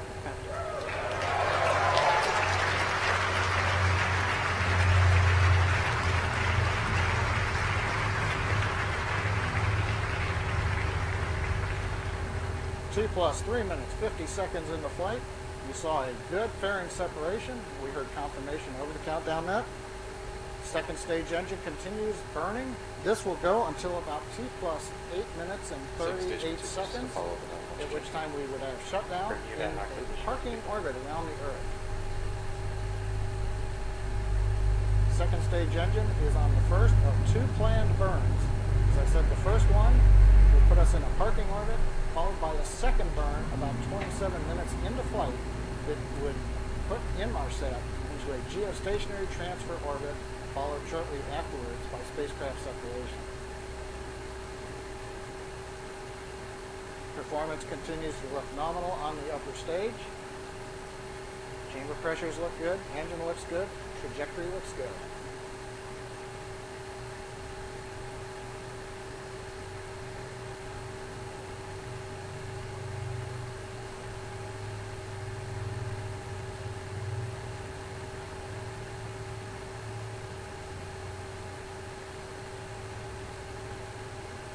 T plus 5 minutes into the flight of Falcon 9 carrying Inmarsat 5 F4. Performance continues to be nominal.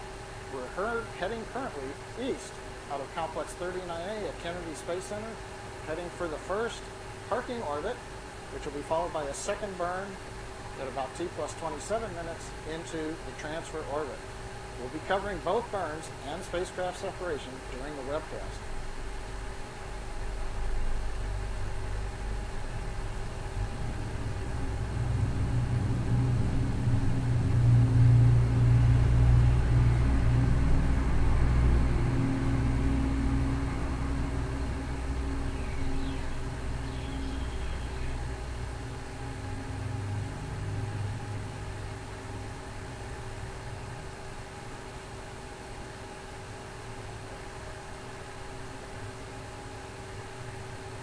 T plus 6 minutes. Performance continues to be nominal.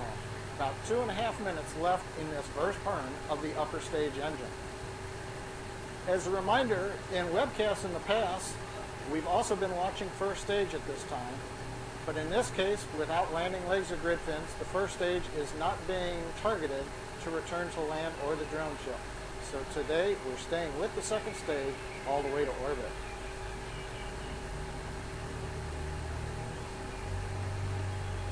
Second stage continues to follow the trajectory.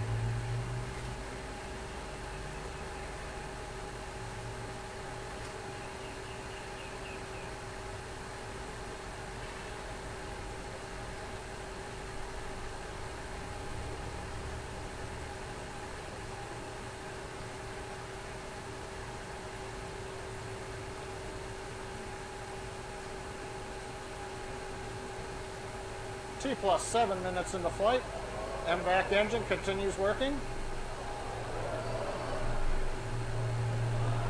Everything continues to look good for Falcon 9, headed to the low Earth parking orbit.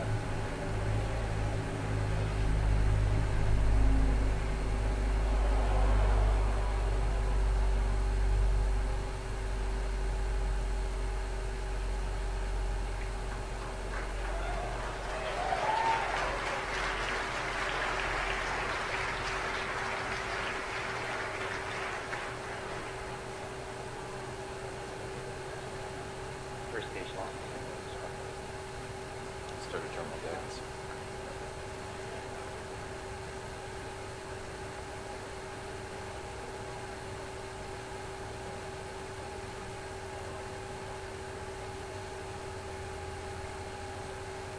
T plus 8 minutes into flight. We're just over half a minute away from the planned shutdown of the MVAC-D engine on the second stage. Trajectory looks nominal. Propulsion continues to look nominal. And when we get shut down, we'll wait and listen for the call from the guidance engineer letting us know how the orbit looks.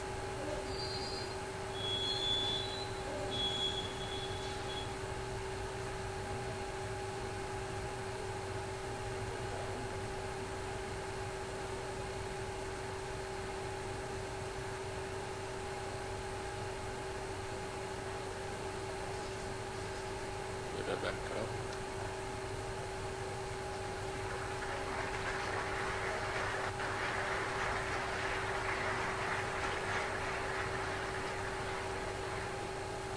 Gate positive signal expected. Review and traffic. We've had shutdown of the upper stage engine right on time. Trajectory looks good. It looks like we have a good parking orbit. So this completes the first of 2 burns of the second stage engine. Now we're currently going through a coast phase. It's the second stage with Inmarsat still attached. Coasts around the Earth. Over Africa, we will reacquire telemetry and follow the second burn of the upper stage engine. That'll be at about T plus 27 minutes. So the plan right now is we'll continue the webcast, but we'll come back with status updates starting at T plus 26 minutes. And meanwhile, we'll leave you with this view of the animation. The second stage heads towards Africa, successfully into the low Earth parking orbit, preparing for the second burn of the upper stage, coming up in just under 17 minutes and 10 seconds. So with that, that'll end our commentary. We'll be back at T plus 26 minutes.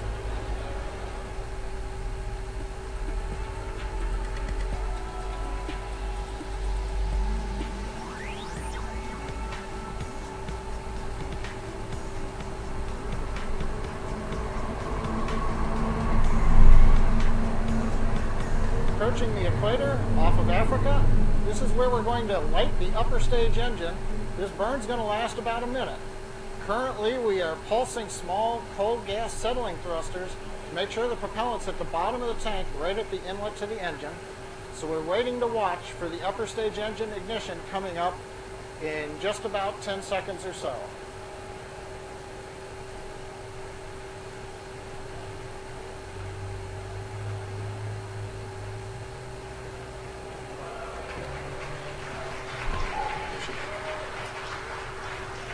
You might hear the applause in the background.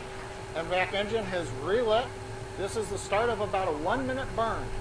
You can see from the velocity meter on the screen, we're adding in thousands of meters per second to bring the Inmarsat spacecraft from the parking orbit up to the desired geostationary transfer orbit. As I said, this burn will last about a minute total. Then we'll wait and hear how the orbit looks.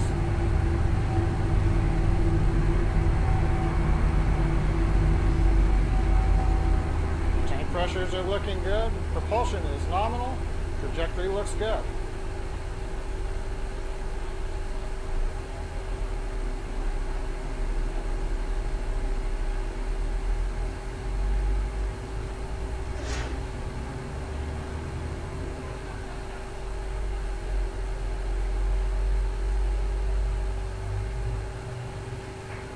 Baby go.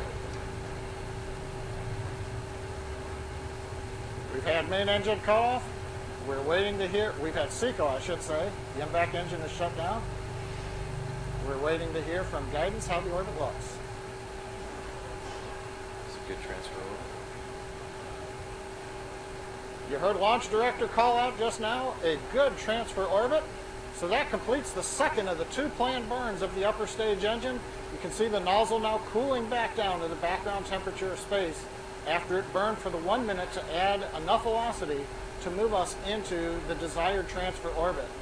Now, spacecraft separation is currently planned for just under T plus 32 minutes. So we're going to pause our coverage for the moment, but we'll be back for the deployment of the Inmarsat spacecraft just before T plus 32 minutes. Now, today's launch is Bulgaria's first geostationary communications satellite, and it will provide direct-to-home television service as well as data communication services in the Balkans as well as other parts of Europe and Africa. For BulgariaSat, this is a first-of-a-kind investment in terms of financial and strategic importance. Building a satellite and launching it is an incredible, incredible effort. Today's mission was made possible by the tremendous collaborative effort of the BulgariaSat team, along with its customers and international partners. The good news right now, as we are about T-minus 5 minutes into the count, is that BulgariaSat is go for today's launch.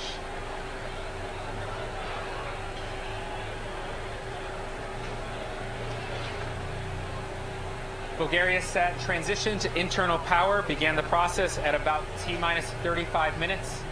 It is fully on internal power right now.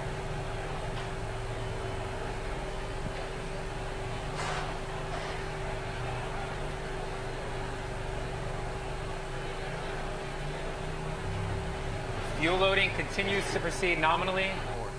Now both vehicles also perform a final move we call going internal, which is where we, instead of relying on the external power that is snaking through that umbilical on the transporter erector, we then transition into our onboard battery systems. That means that we are fully isolated because once we take off, that umbilical detaches. So both of those vehicles are ready to go. Their supporting infrastructure is also healthy and green. Now 39A is inside of KSC, and LZ1, our landing zone, is actually inside of Cape Canaveral Air Force Station. Both ground support equipment systems there are ready to launch and receive a healthy rocket. Now the third item is the range. They play a vital role in our ops, including personnel safety zones, clearance of the airspace and water space around, in conjunction with the FAA and Coast Guard, respectively. The range has declared go for this launch thus far. Now, the fourth item is weather. Now, Florida obviously has very mercurial weather. We had some lightning issues 48 hours ago. That appears to be much more docile today. We are tracking very slight upper altitude winds, but weather in its current state is trending better and is go for launch. So with that said, and all systems green, SpaceX is ready to fly today, so let's listen into terminal countdown.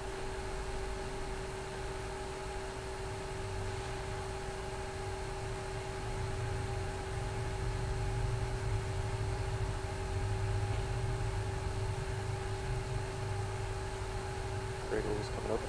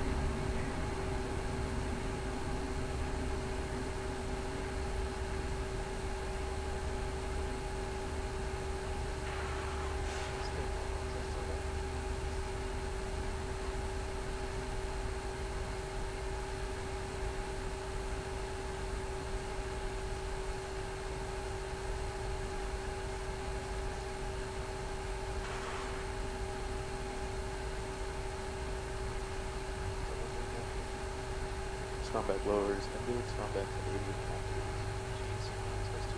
motion now.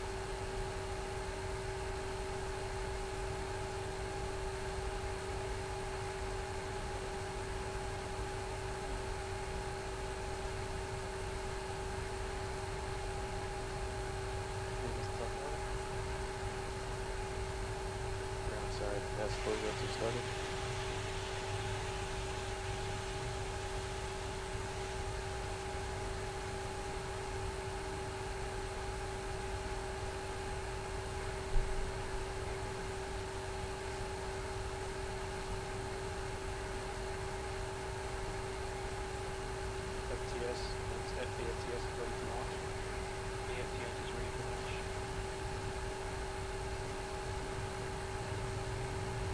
DC and DC, verify F9 Dragon arm startup. F9 is the startup. Dragon is the startup. Gas closeouts are complete. Stage 2 must be deployed. LD, verify go for launch.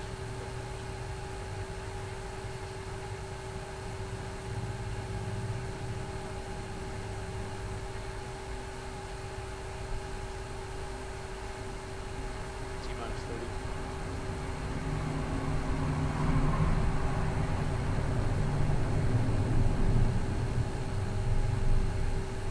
Minus 20. Stage 1 must be deployed.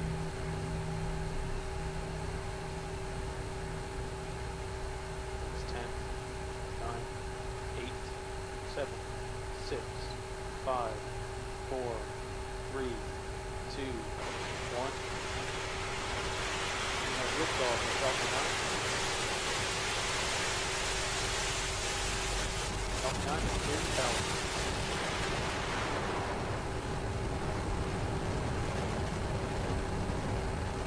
First stage propulsion.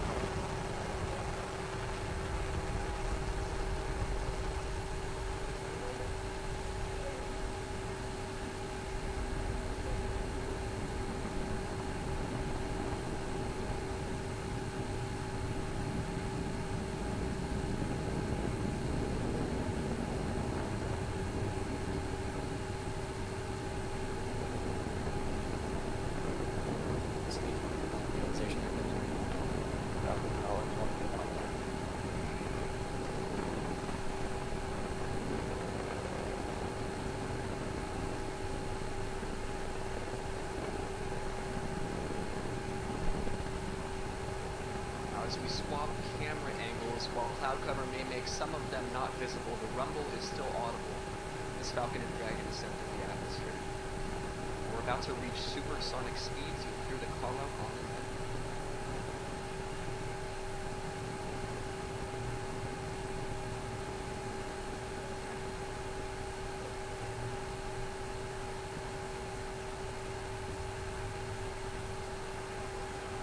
MFJ start.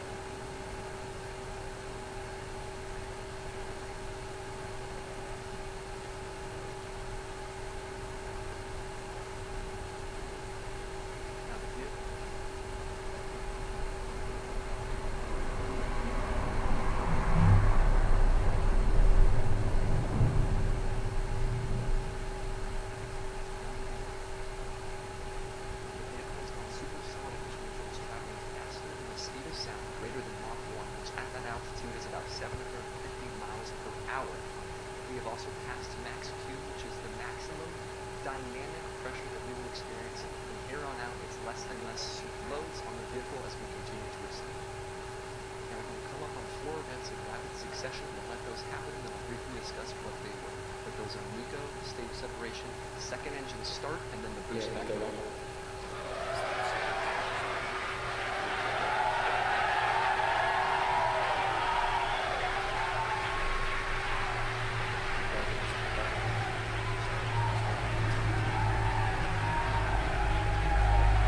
Just heard, we had that successful transition from the responsibilities of the first stage to the second stage. Main engine cutoff, stage separation, second stage engine start, and then the boost back burn to bring that first stage back to landing zone 1.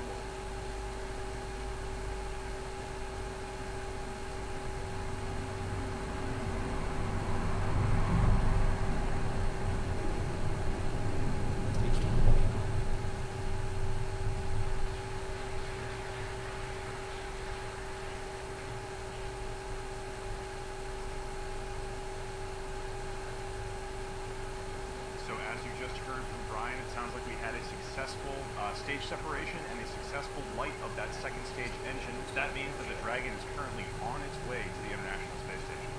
Now coming up soon, we're going to have a few events coming up in quick succession.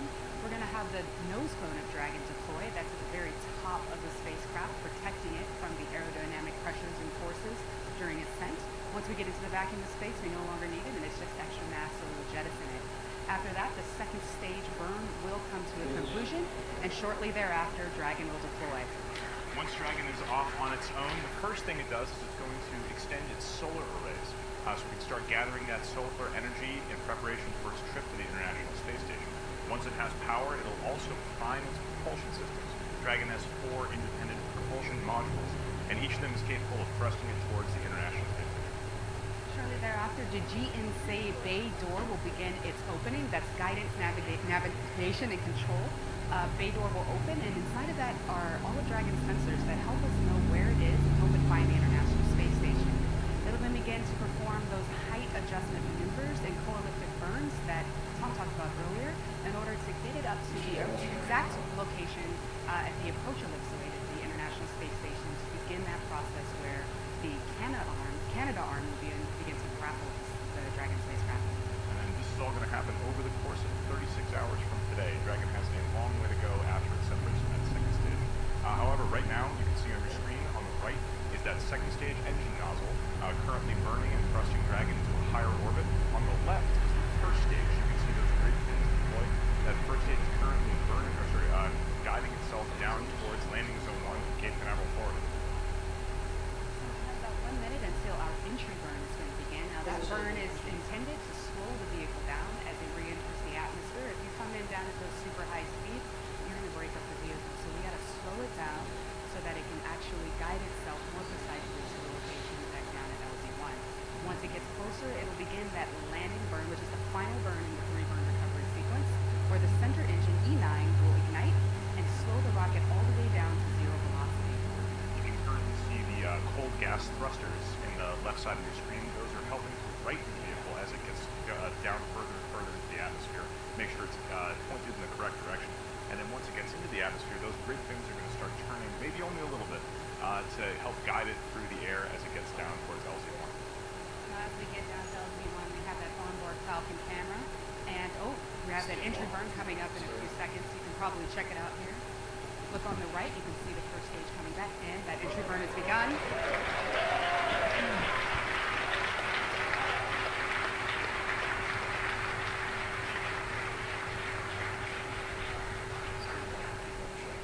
And the entry burn has shut down. And the next burn is going to come up shortly thereafter. It's going to be that landing burn. So we do have cameras stationed at LZ1. It's a little bit of a cloudy day still there, so we may not see the Falcon 9 first stage come all the way down. We may just catch the very end of it. That landing burn is actually pretty short. It starts only a few hundred meters off the pad. You may not be able to see it all the way down, but we hope we get some good video. And when we get that really cool footage, you should be able to see the fires sneak in the frame.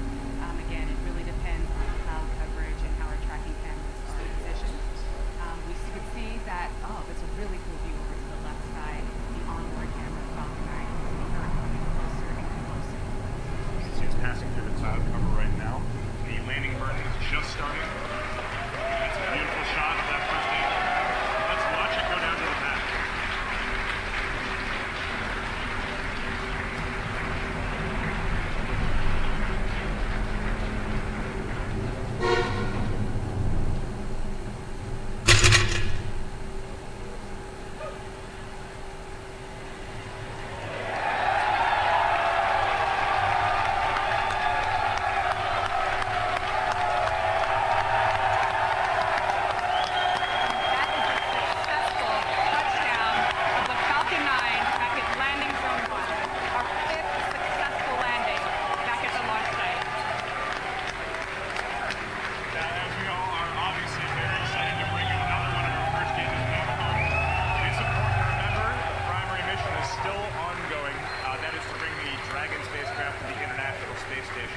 Let's get a status update on how our primary mission is doing.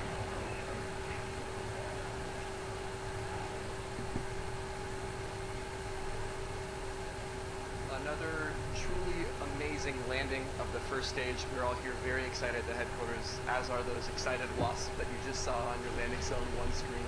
But let's focus back onto the primary mission now, which is how second stage is performing with Dragon. Now, second stage follows a very different burn profile than first stage.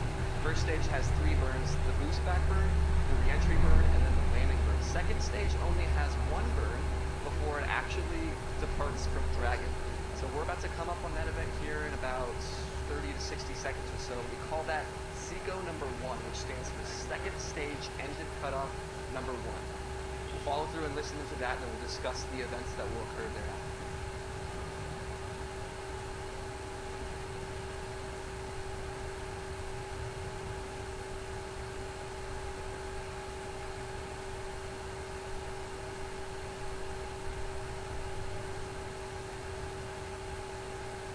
SECO 1. SECO 1 as the glow of that MVAC-D engine fades. Now the next major milestone now that second stage has stopped burning is separation from Dragon itself. It was burning for about 6.5 minutes to get us into the orbit that we need to fire our pyrotechnic devices and gently push Dragon away so that it, as a self-sustaining vehicle, can continue on to the International Space Station of its own accord. So let's listen in for separation of Dragon from second stage.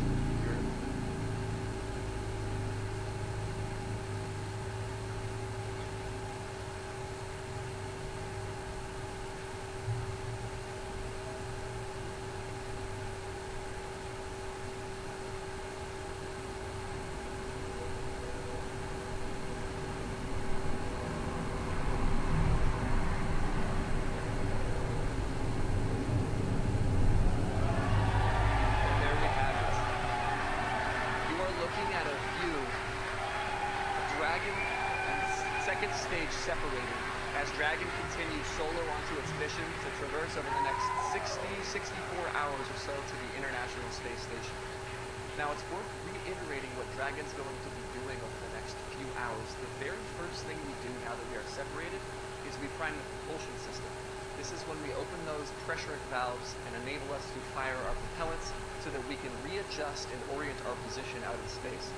We need to do that so that we can point at the tracking and data relay satellite system first. Once we acquire those ground stations, we can confirm communication with Dragon, which opens the door for all of the events that follow. Now, after we establish TDRS, we do an event called Solar Array Deployment. As Tom mentioned earlier, the solar arrays unfurl from the side of the trunk after their fairings are released. They are doing that so that we can recharge from energy harvested from the sun, so that our onboard batteries will last this multi-day journey up to the space station. That solar array deployment occurs at about T plus 10, 11, 12 minutes or so that will come up soon, and we will provide coverage of that deployment. Now, after we close out the webcast, a few events will happen thereafter, and they are worth noting, and that is the opening of the GNC bay door next at about T plus 2 hours. GNC, as Lauren mentioned, stands for Guidance, Navigation, and Control, and that bay houses all of our sensors that we need for close proximity ops with the International Space Station. LiDARs, laser detection and ranging, thermal imagers, GPS units, star trackers, etc., so that Dragon continually knows both where it is and how it's oriented. It's very important once we get close to the ISS. Now, after that GNC bay door opens at about T plus 2 hours, we then begin those slew of burns, the height adjust and the co-elliptic burns, that we need to go all the way up to the International Space Station as we inch closer and closer along that staircase to the International Space Station. Once we're there, we bird, we get captured, the astronauts offload all the cargo, we stay up there for about a month, and then we return about a month later with return cargo, splash down, with attempts to refly that same Dragon again later. So, now we're coming up on Solar Array Deploy, that event that I mentioned a few moments ago, so let's watch that now.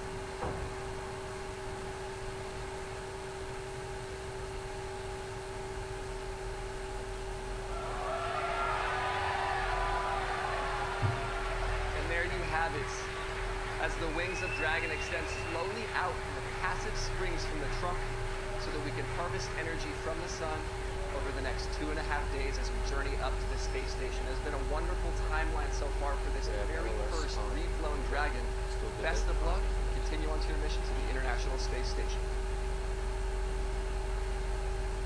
And with that, we are coming to a close on our webcast. It's been a successful day for SpaceX, starting with Falcon 9, a successful launch of the first stage and the second stage as well, with the second stage taking Dragon to its intended orbit, and stage 1 returning to land for our 5th successful on-land recovery. And Dragon has had a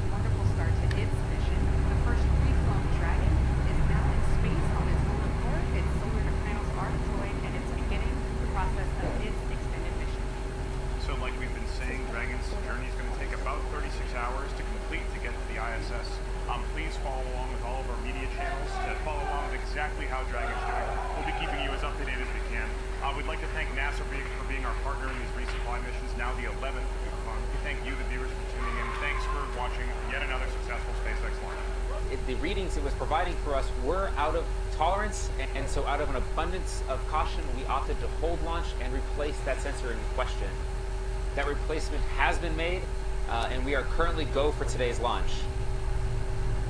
Right now, just coming up on the 5-minute mark here, we are concluding loading on the RP-1 onto our first stage. That is, RP-1 is refined kerosene. That is one of our propellants for the mission. And we are topping off liquid oxygen as well on that first stage. And we're going to keep topping that off for about 2 more minutes.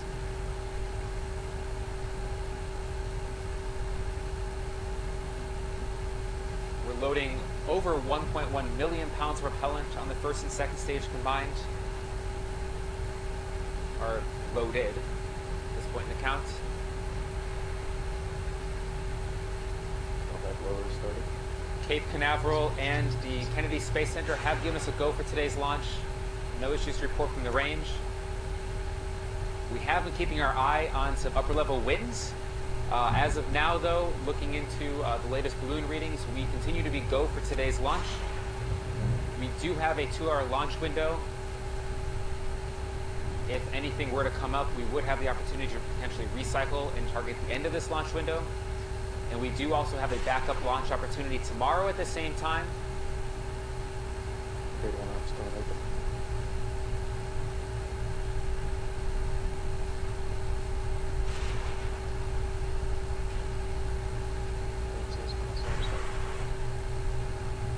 And we have just started pressing up the first stage in preparation for strong back retraction, and you can see actually the forward arms opening just below the payload fairing. That strong back retracts back 1.5 degrees.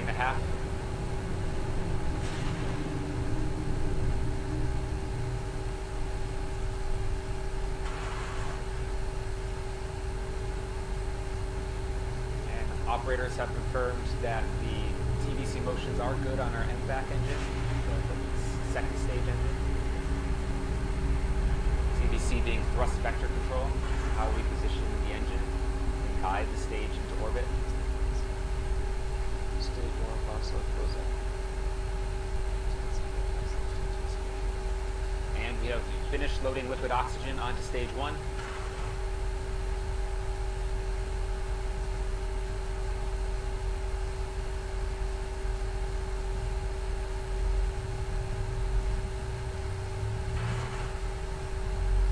Strongback lower is ended. Inclination 88.5 degrees. And the strongback lower has also completed at its 80.5 degree point right now. Vehicle switching to throttle power. Now coming up in the final few minutes here, in the final 2 minutes, we will have the terminal count auto sequence in the final minute where the flight computer will enter into its startup mode. The final check of all our sensors across the vehicle will occur before we lead into startup. You'll see the bright green flash at the base of the rocket where our T-head will ignite and act as the starter for our 9 Merlin engines. Those 9 Merlin engines capable of putting out over 1.7 billion pounds of thrust at sea level. And with that, we're going to go silent over here and let you listen into the final 1.5 minutes of today's count before on time T-0 at 7:15 a.m. Eastern Time. Vehicles south line. Gas close out started.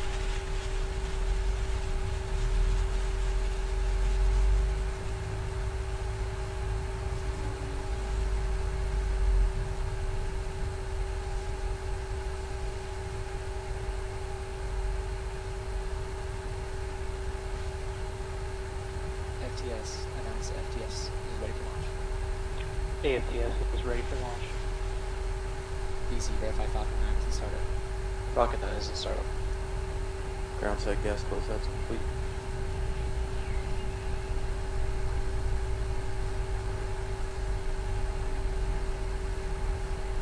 LD verify go for launch. Go for launch. Stage 2 pressing for flight.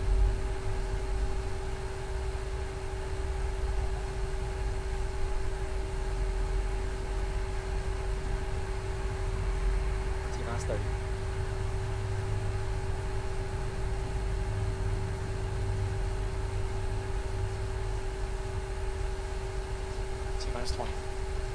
Stage 1, pressing for flight.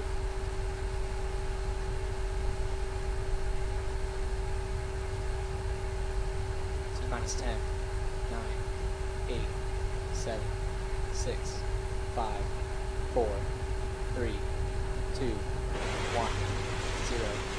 Liftoff of Falcon 9.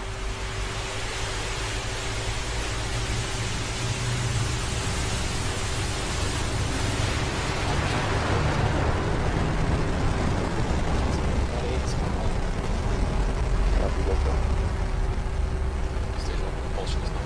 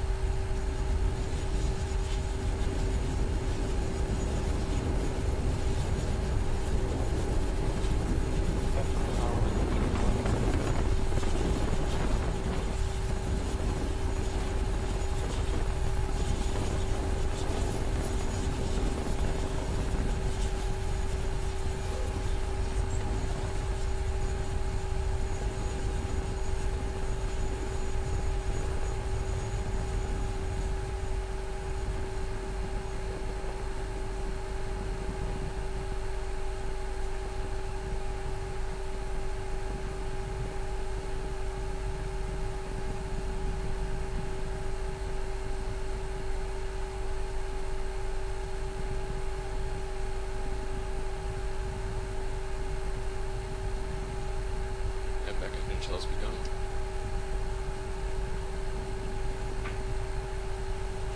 And Falcon 9 is delivering the National Reconnaissance Office's satellite to orbit right now. We just transitioned through max Q, and we've begun chilling in the MVAC engine on our second stage. Trajectory is looking good so far. Coming up in about 20 seconds, we'll have main engine cutoff, MECO 1. That's where all 9 Merlin engines of that first stage will shut down, and we'll see stage separation. Stage separation will be actuated by 4 pneumatic actuators on the first stage.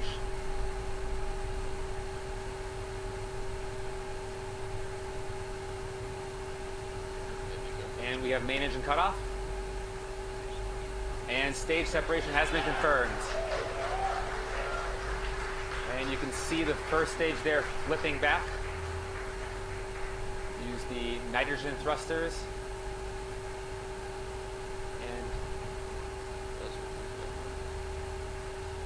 And the boost back burn of that first stage.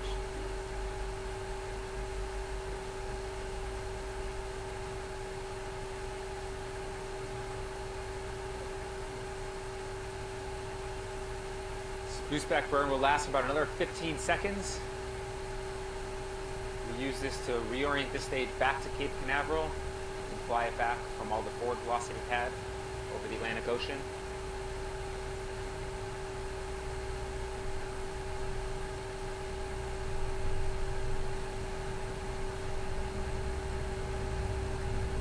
We also had a successful bearing separation of the second stage. As we mentioned previously, we will not be covering the remainder of the primary mission due to the nature of the classified payload on board, but we are covering our first stage as it's making a landing attempt back at landing zone 1, and that's what you're seeing on your screen right now. On the right side is an onboard camera looking down from our interstage. That stage itself is 12 feet in diameter, over 100 feet tall, so you're looking down the length of that stage, and those grid fins also deployed, those grid fins guiding us back through Earth's atmosphere. On the left side of the screen, you're seeing our assets on ground tracking that rocket, the first stage as it's making its way back.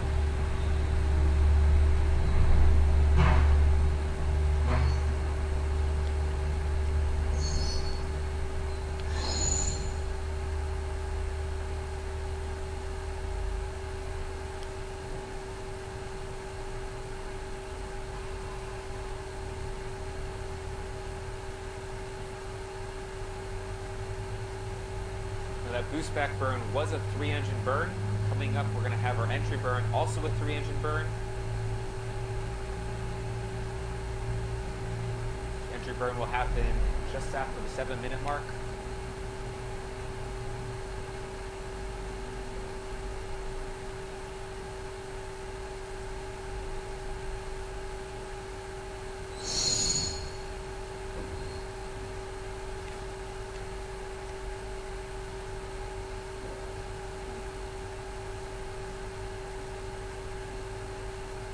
First stage has passed its apogee.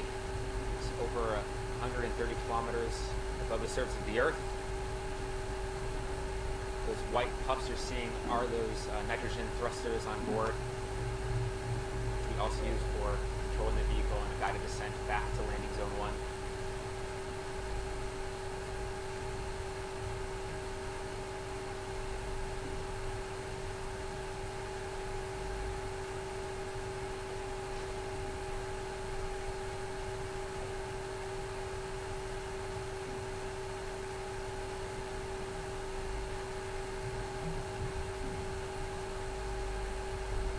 Entry burn should be coming up in about a minute from now.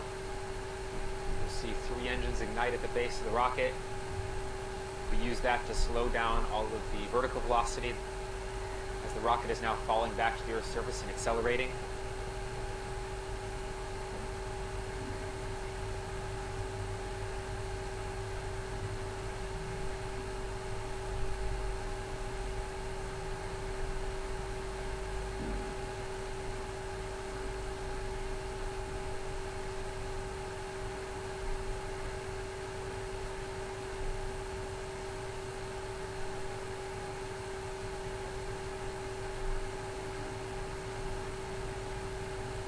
Just tuning in, we're watching the first stage as it's falling back to Earth and a guided descent back to landing zone 1. We have an entry burn coming up in about 15 seconds. 3-engine entry burn.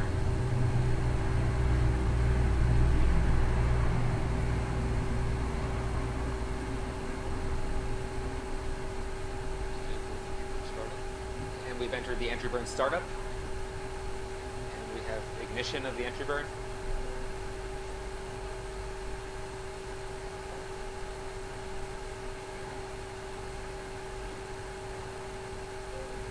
This is a 25-second burn.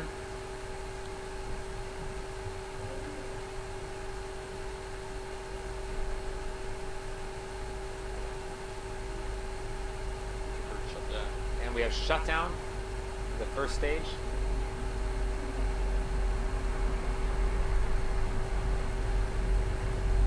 About 45 seconds, we'll have our landing burn begin. That landing burn will last for about 30 seconds. Then we'll have touchdown of the vehicle. That landing burn is going to take us from going about 1,000 kilometers an hour right down to 0 on the surface of Earth. Landing legs will deploy about 10 seconds before landing.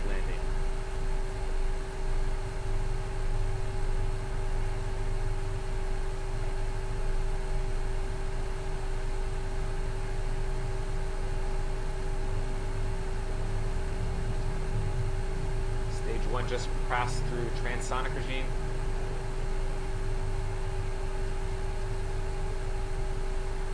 Landing burn startup. And landing burn has hit startup, and we have ignition.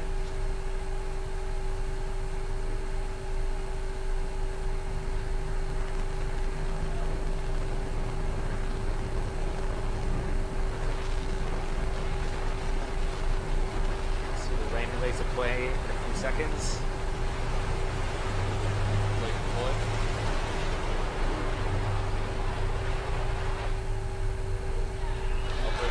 And we have touchdown. First stage has landed back at landing zone 1. Another good day for us at SpaceX. It's a beautiful sight to see. That is the 4th landing of a Falcon 9 at landing zone 1.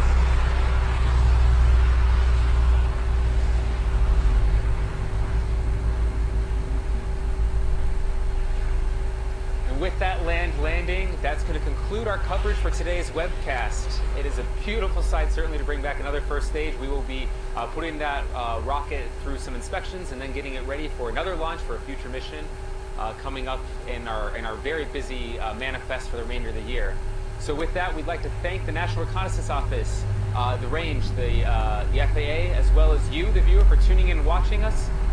If you'd like to keep track of our future missions as well as the progress of this mission, be sure to follow us on Facebook, Twitter, Instagram, or check out SPACEX.com. And if you'd like to come up here and join the team and be part of the crew that makes all this happen, check out SPACEX.com/careers. Thanks again for joining, and we'll see you again soon. Falcon 9's in startup. Dragon is in startup. Gas closeout's complete.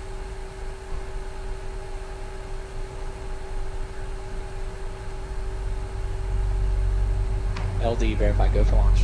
Go for launch.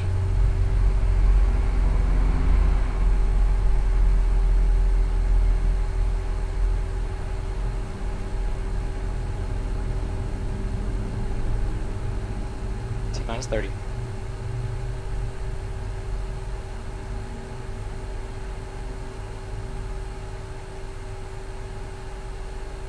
T-minus 20.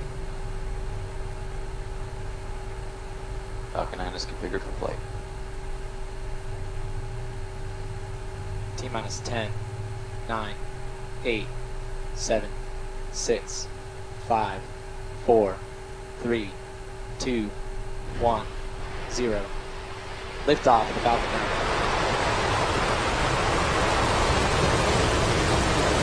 Falcon 9 is over tower.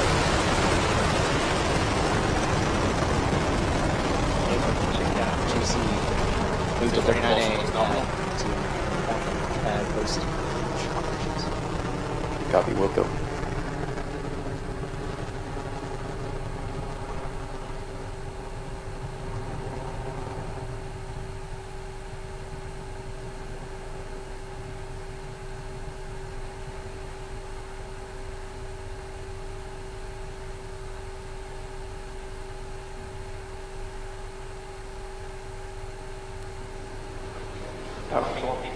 You are watching the Falcon 9 rocket carrying the Dragon spacecraft as it ascends through the atmosphere en route to the International Space Station after a successful liftoff from Kennedy Space Center in Florida.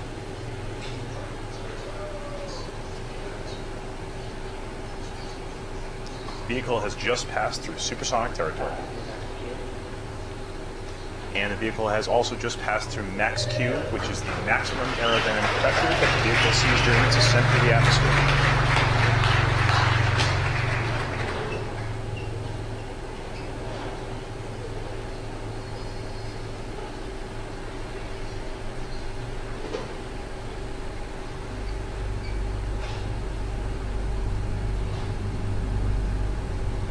Just about 45 seconds now. The first stage is going to go through a few maneuvers, all in very close succession. The first of those is going to be main engine cutoff. It's when those 9 Merlin engines at the bottom of the first stage stop thrusting. Immediately after that, this first stage is going to separate from the second stage, and then immediately after that, the second stage's single Merlin vacuum engine is going to ignite and prepare to accelerate the Dragon spacecraft the rest of the way towards the orbit of the International Space Station.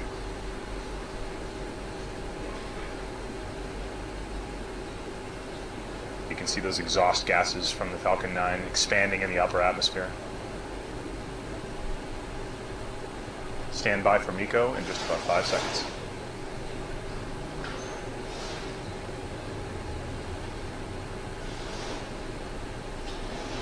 And as you can see, the main engines have cut off from the first stage, and we have confirmation of a successful separation.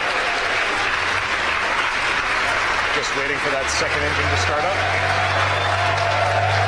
As you can hear from the crowd cheering downstairs, it sounds like we've had a successful separation and a successful ignition of that upper stage engine.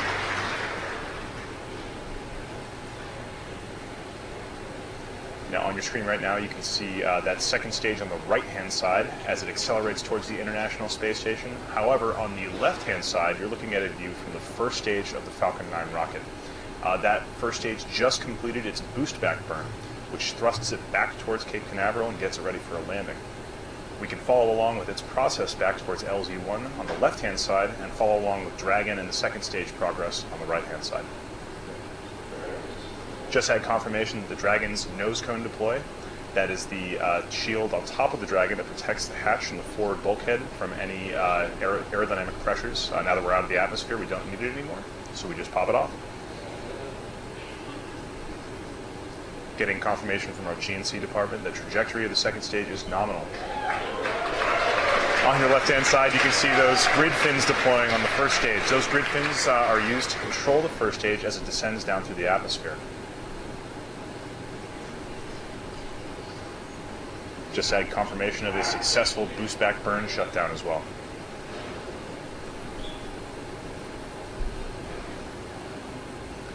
Periodically on the left-hand side, you'll see jets of gas. These are cold gas thrusters.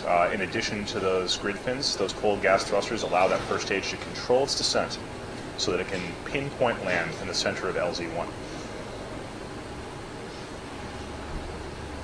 And on the right-hand side of your screen, you can see that second stage nozzle glowing hot with those exhaust gases. That second stage is currently accelerating nominally towards the ISS.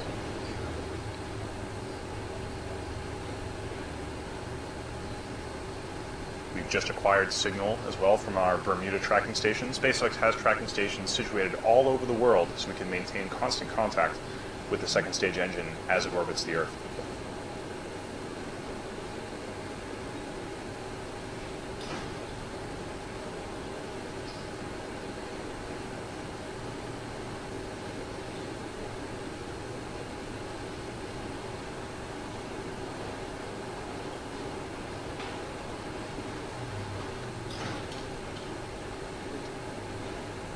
That first stage is about 1 minute away from the entry burn. You can see the coast of Florida in the left-hand side of your screen as the stage comes back down towards land. Still in the very upper regions of the atmosphere where air is very thin, but before it hits the thicker atmosphere portions, we are going to light those engines once again to slow it down just a little bit so it doesn't burn up on its way down towards Cape Canaveral. This is a beautiful shot from space of Cape Canaveral. You can see the white dots of clouds that we just launched through. We should be able to get clear video all the way back down towards landing zone 1.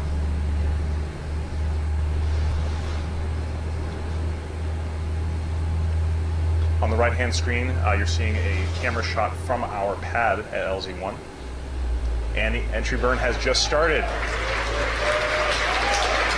So that Falcon 9 is currently thrusting its way just to slow itself down. Entry burn lasts about a minute. Excuse me, about 10 seconds. And entry burn has just completed. That was successful. For those of us just joining, on the left-hand side, we have a camera on the first stage as it descends, and on the right-hand side, we have a camera on the ground tracking that first stage as it makes its way back.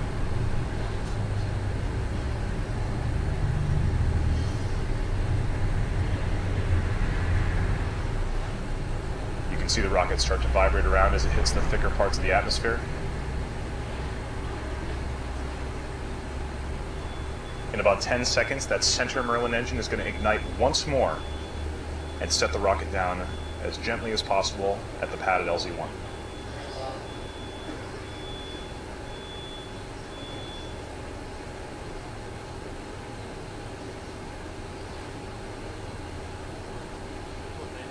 Landing burn has begun. On the left-hand side, you can see the first stage approaching the pad. And on the right-hand side, you see the pad shot. Let's watch it land.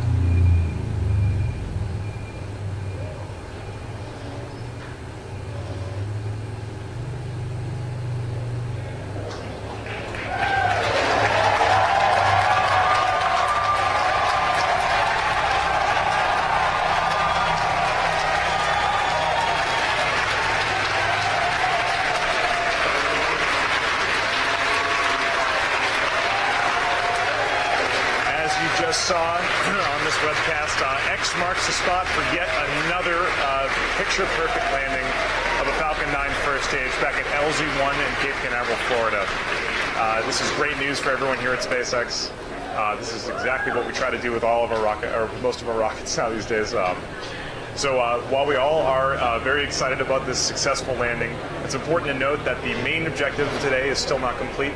On the right-hand side of the screen, you can see that second stage continually accelerating itself and the Dragon spacecraft towards the International Space Station.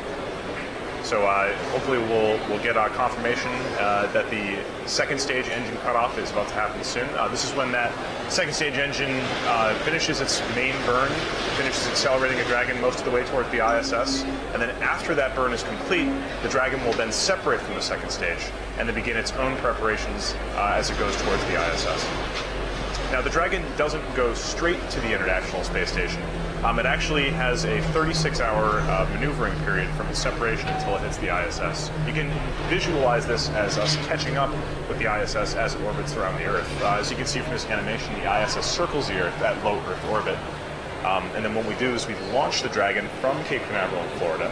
That first stage separates and comes back for a landing, as it just did. The second stage burns again and accelerates the Dragon towards the ISS, and then the Dragon pops off and separates from the second stage, deploys its solar panels like it will in a few minutes, and then over the next 36 hours, thrusts very incrementally and slowly as it gradually boosts its orbit closer and closer to match that of the ISS until the robotic Canadarm can grab it and pull it in. And so we just had confirmation of a good orbit and a second stage engine shutdown. This means the Dragon is exactly where we planned it to be, where we wanted it to be in orbit. This is fantastic news. Still not quite done yet. We have a few other events coming up in quick succession here. The first is going to be Dragon deployment. On the right-hand side of your screen, you can see a camera pointing from the top of the second stage up into the trunk of the Dragon. We should be able to see that. Oh, there it goes. Dragon has successfully deployed. As you can see, this is big news for the crowd down there. It means the Dragon is happy and in orbit. In about 1 minute from now, the protective covers on either side of the Dragon's trunk, which carry its solar panels, are going to pop off in about 30 seconds. And those solar panels are going to deploy so the Dragon can charge its solar panels on its way to the ISS.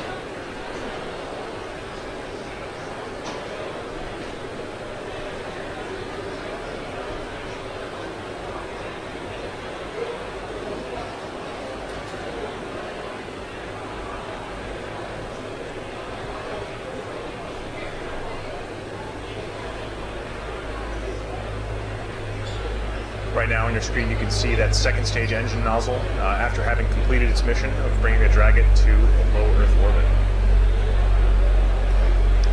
So we may not have telemetry from that second stage, video telemetry, all the way until the solar deploy. Solar array deploy should be happening in just a few seconds right now, but I can't guarantee that we'll have a good enough link to have video of it.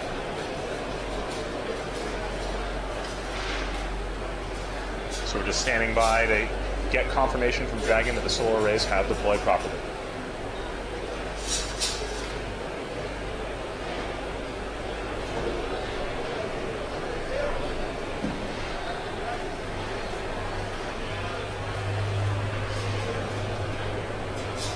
Oh, there it is. There's a shot of those solar arrays before deployment.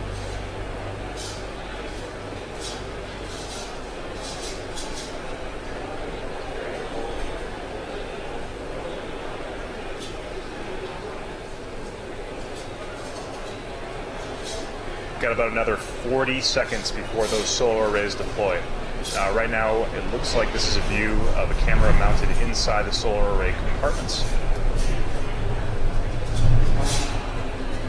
Deployment should be any second now.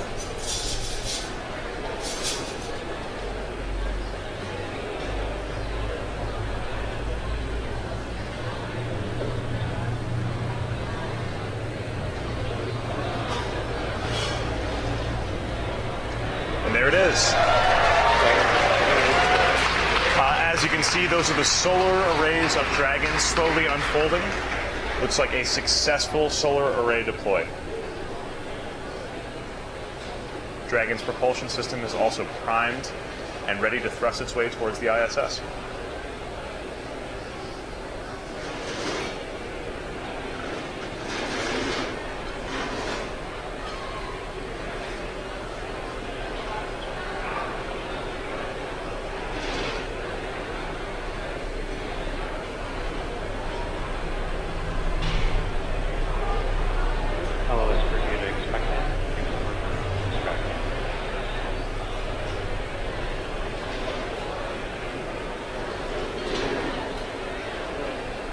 those solar arrays allow the Dragon to stay topped off on its batteries for a 36-hour journey to the International Space Station.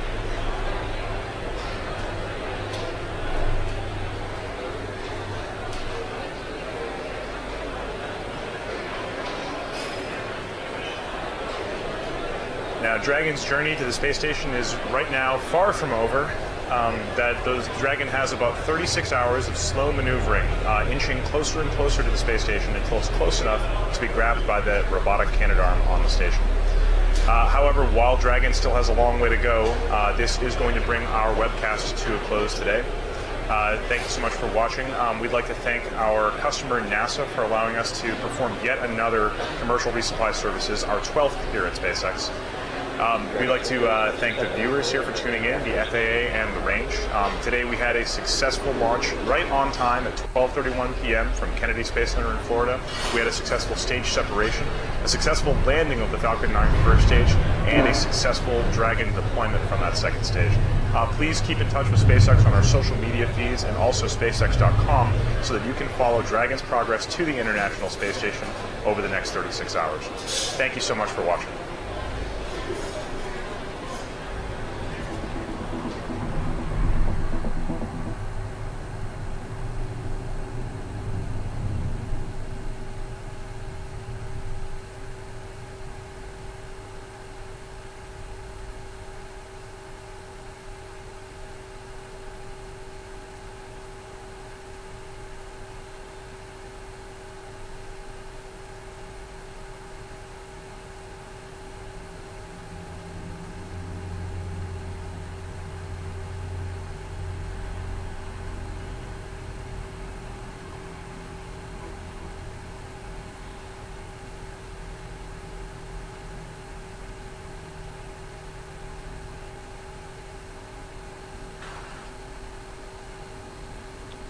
Stage 2, TPC motion nominal.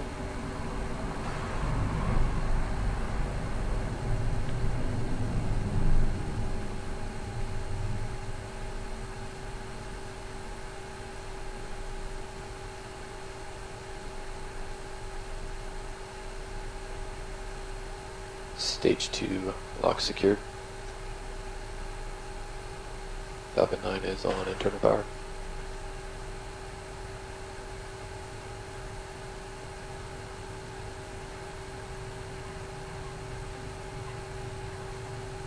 Vehicles in self-align.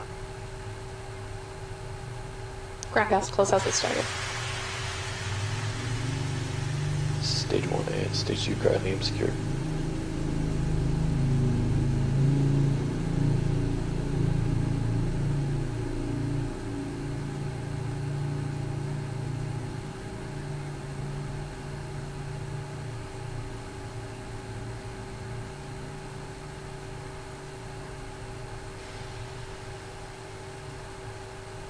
Gas cloud sets, it's complete. AFTS is ready for launch. Falcon 9 is in startup. Stage 1 and Stage 2 present for flight. LDS go for launch.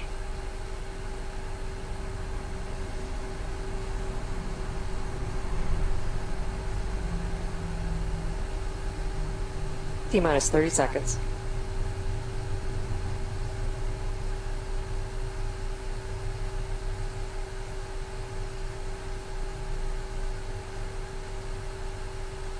Stage 1 present to liftoff pressures. Falcon 9 is configured T-minus for 15 flight. seconds, stand by for terminal count. 9, 8, 7, 6, 5, 4, 3, 2, 1.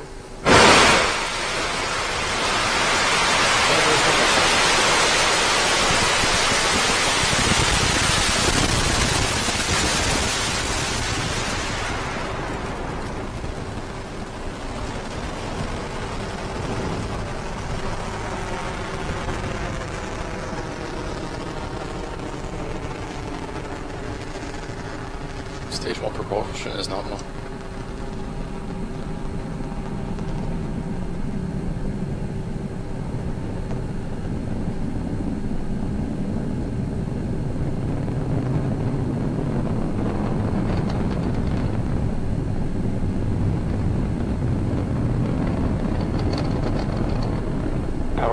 nominal.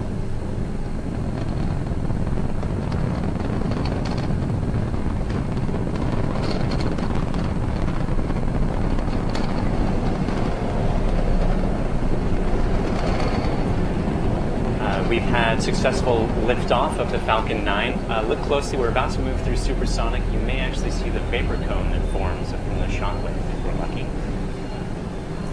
Otherwise, we're coming up shortly on max Q, which is maximum aerodynamic pressure, the point at which Falcon 9 is pushing hardest against the atmosphere.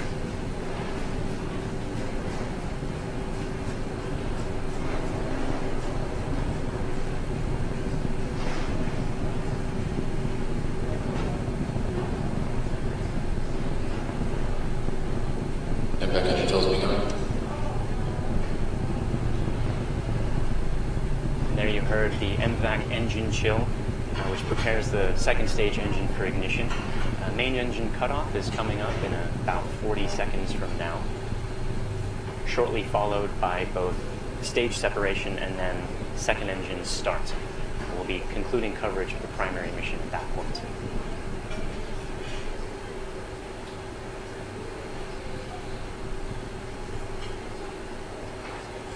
And by our countdown then, that second stage callouts will be performed on LV units.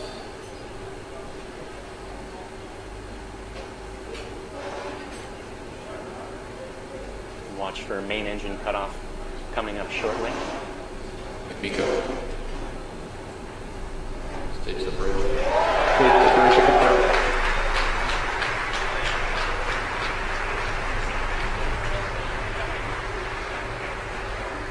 Now we've had successful second stage separation and ignition. Notice the vehicle is currently, or the first stage is currently doing a fast flip maneuver and a boost back burn. The fast flip is to get it headed back towards landing zone 1 as quickly as possible, and the boost back burn, or to get it in the right orientation to head back, and the boost back burn actually pushes it back towards landing zone 1. We've got 3 engines burning at the moment, though we're in the outer reaches of the atmosphere, so you can't actually see any visible flame, but you'll notice indications that the engines are on just above the first stage there in this shot.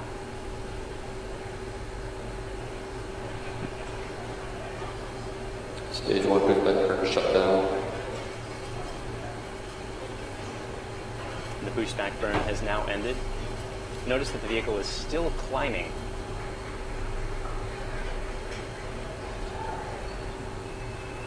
There you saw the grid fins just opened up. These grid fins are recently moved to being made out of titanium, which is a much higher temperature material than aluminum, and that's better able to stand the high temperatures of re-entry.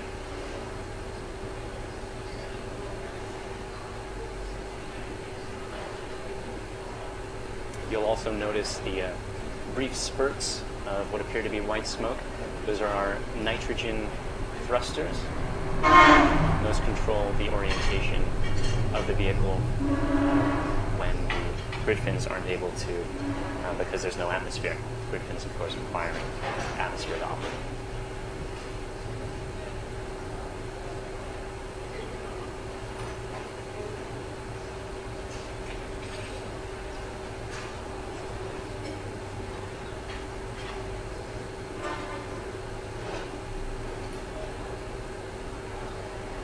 First stage continuing its parabolic arc, heading towards landing zone 1, starting to descend back towards Earth. We're still about a minute and a half or so away from the re-entry burn, which is going to slow the vehicle down to only a couple times the speed of sound before re-entering the atmosphere.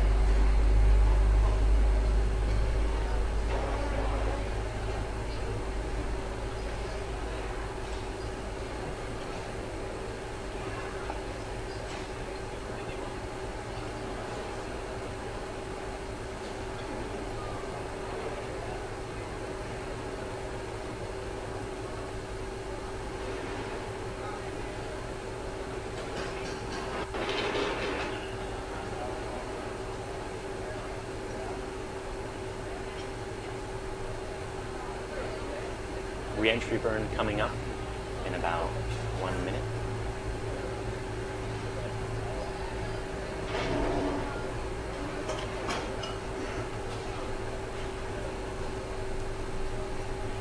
can see the speed of the first stage is still rapidly increasing.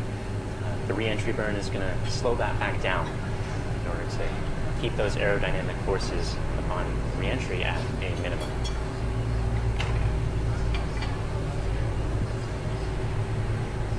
Those cold gas thrusters still adjusting the attitude of the first stage.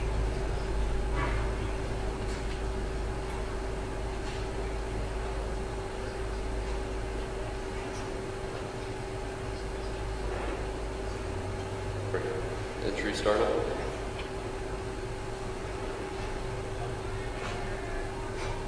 There's the re-entry burn.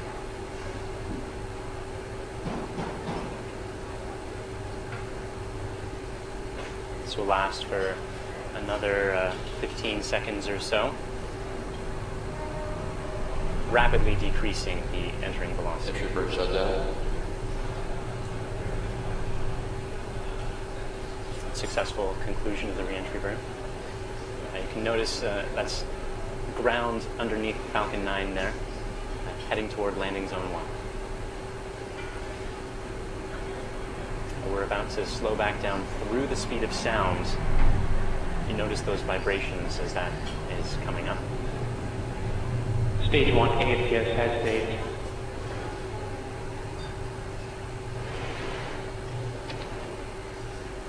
Stage 1 is transonic. Coming up in just a few seconds now, we're going to begin the landing burn. That will slow the vehicle down for a gentle touchdown. Landing burn started.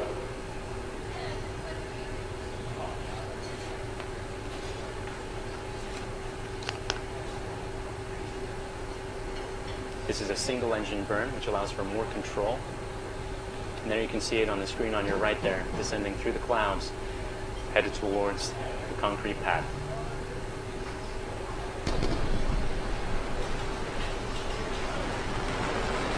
Landing leg deployed.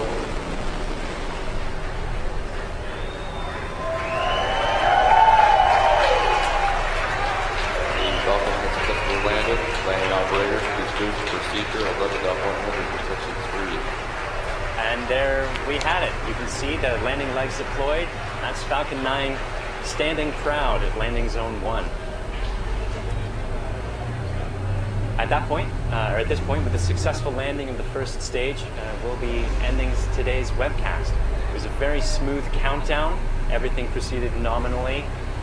Weather was looking potentially a bit tricky with those clouds, but ended up being a go.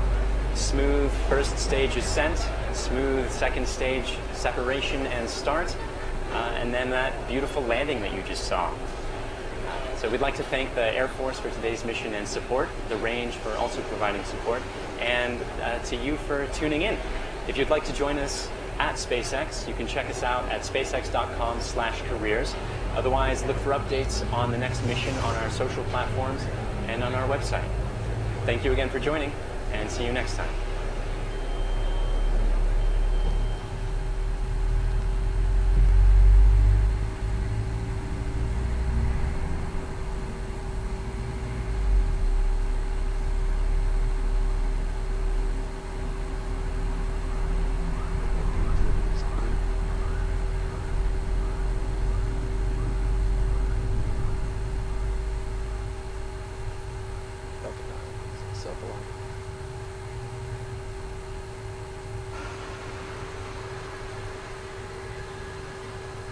Stage 2 diagrams clear for flight.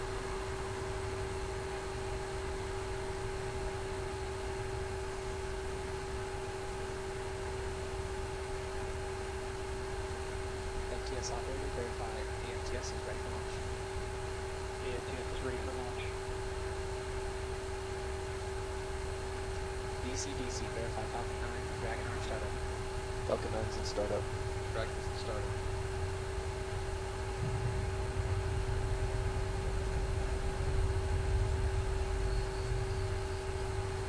Stage 1 and Stage 2, resting for flight. LD, verify go for launch. LD verifies go for launch.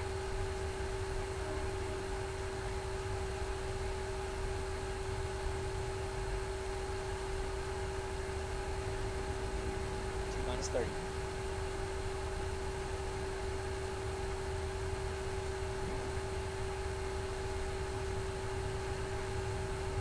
9 is 20. Falcon 9 is completed for flight. Falcon 9 is 10, 9, 8, 7, 6, 5, 4, 3, 2, 1, 0. Liftoff.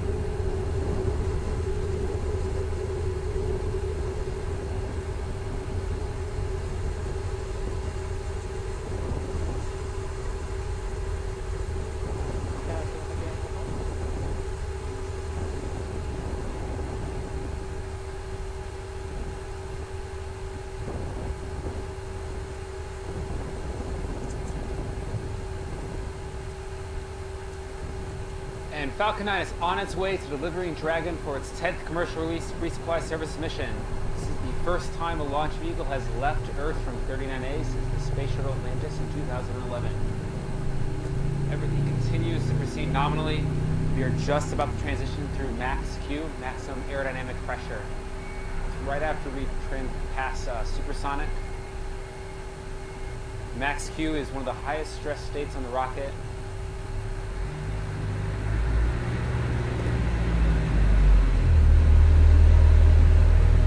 This, we're going to be proceeding into kicking over for our inertial pitch. That's where Dragon is going to start going on an orbital trajectory.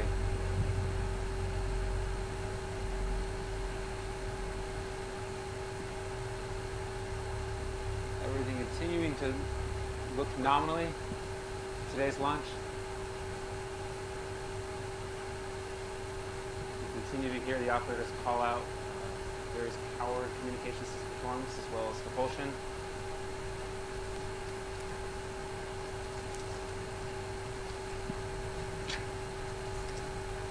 You can see the aft.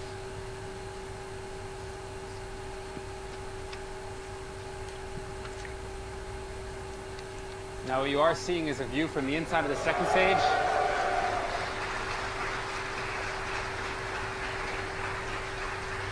You have main engine cutoff, stage separation,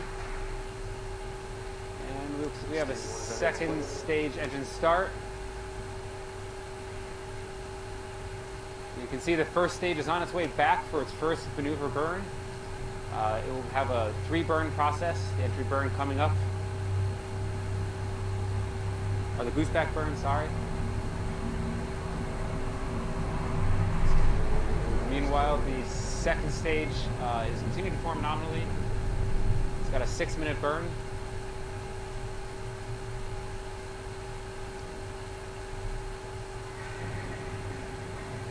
And the first stage burn continuing to proceed nominally. This boost back burn will go on for about another 10 seconds.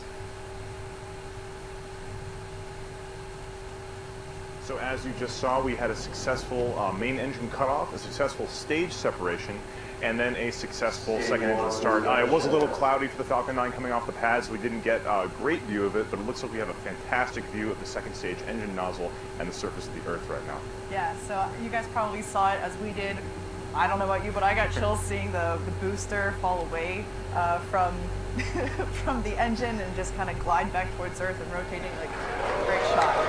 Now, there are 3 different burns to get back to landing zone 1. There's the boost back burn, which successfully completed.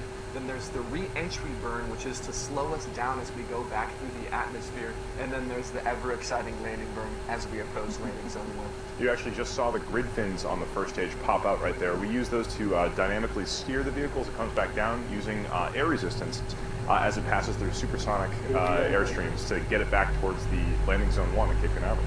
Yeah, so a lot of really exciting stuff going on right now. We are watching the first stage booster come back down to Earth. It will be going through a series of burns like Brian said, but primary mission is still going well. Dragon on top of second stage, making its way to the International Space Station.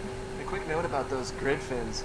People always ask us, how do they exert such a large force on such a large cylindrical body? And it's the same principle. If you stick your hand outside of a car when you're going 10 miles per hour on neighborhood streets, it doesn't affect you very much.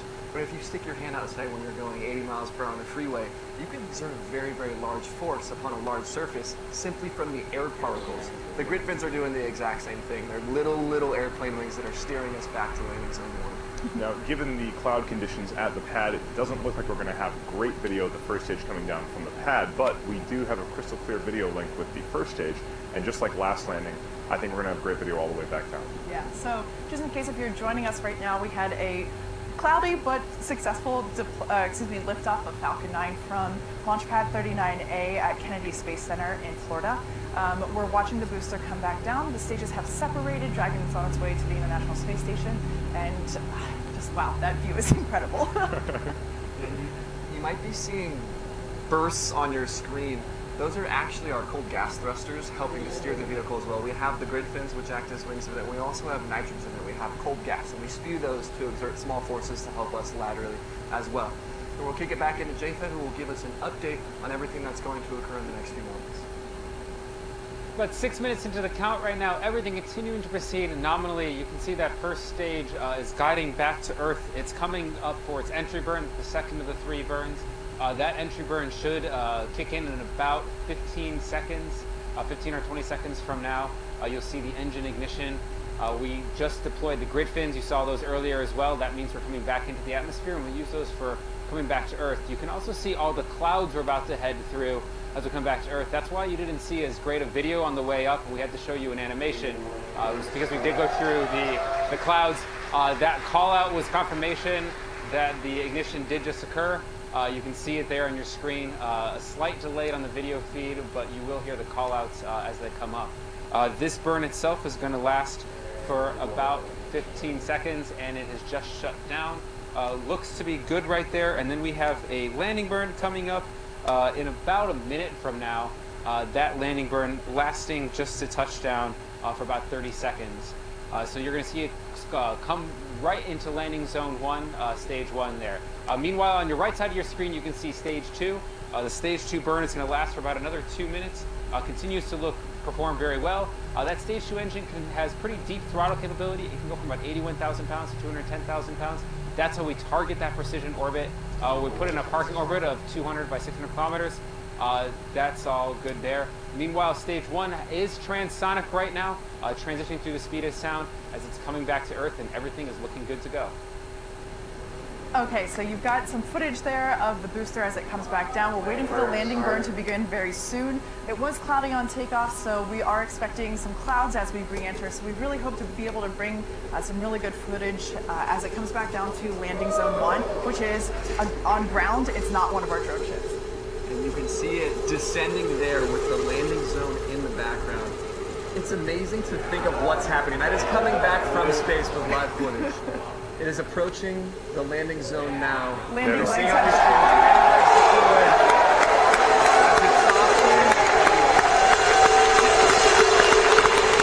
down successfully on LZ1.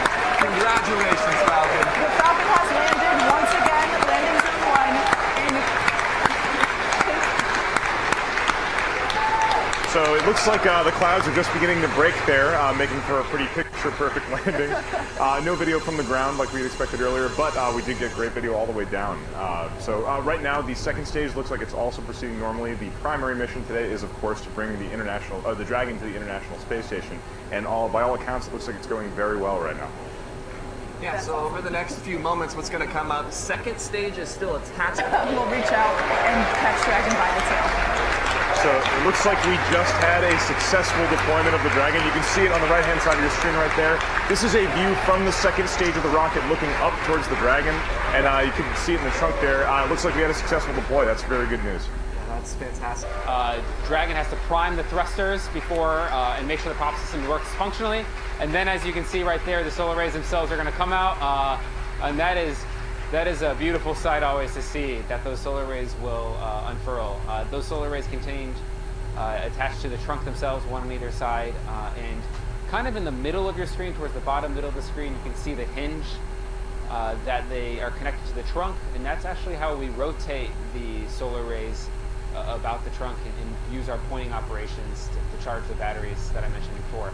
You're actually looking at the back side of the solar arrays. That's actually the solar array wiring as we do the interconnects of the modules, and that's the other side of the solar array. You can see kind of the cresting of the Earth in the bottom as well. So for now, everything continues to look nominally, proceed nominally on orbit. No issues to report from Dragon. At this moment, we are in a perfect orbit, as good as you could hope at this moment. Everything on Dragon continuing to look good, and you saw as well that first stage landed back at landing zone 1 for our first daytime landing. That was a beautiful sight as well for sure today.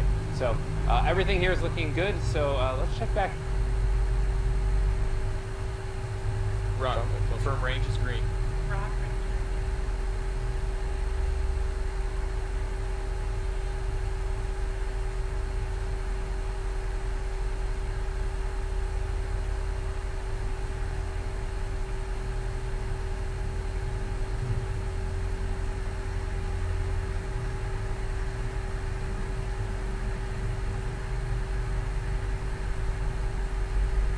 Vehicles in sophomore.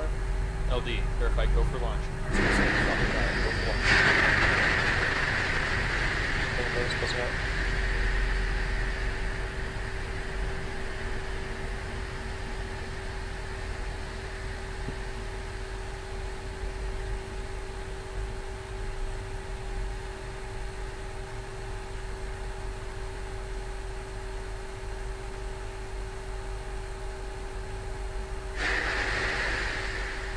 BC, verify Falcon 9 is in startup.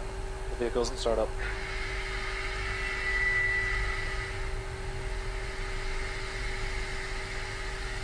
Stage 2 pressing for flight.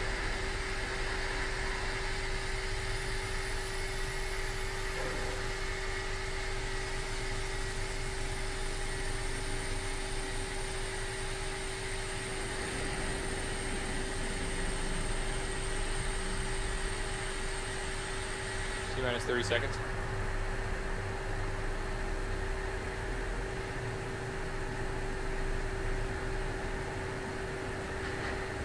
Seconds. Stage 1 pressing for flight. 15. T-minus 10, 9, 8, 7, 6, 5, 4, 3, 2, 1. Liftoff of Falcon 9.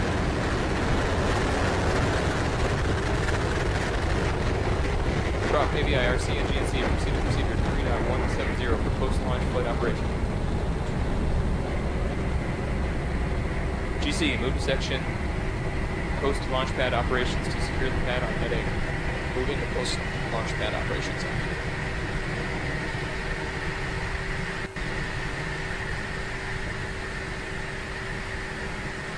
It would be PUs active.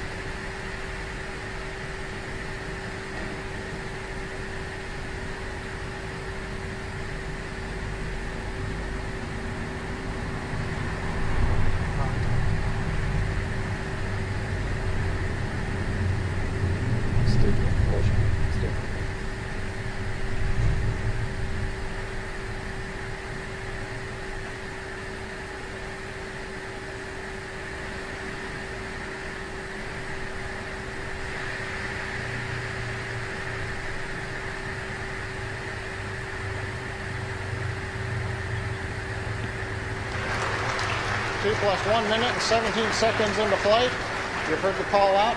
Falcon 9 performance is nominal as we head downrange over the Pacific Ocean, flying south from the launch site at Vandenberg Air Force Base in California. We're passing through the region of maximum dynamic pressure right now. This is where the high pressure of the atmosphere combines with the speed of the rocket to provide the greatest stresses on the Falcon 9 vehicle. We throttle the engines down as we pass through this phase, then throttle them back up as we proceed on into orbit.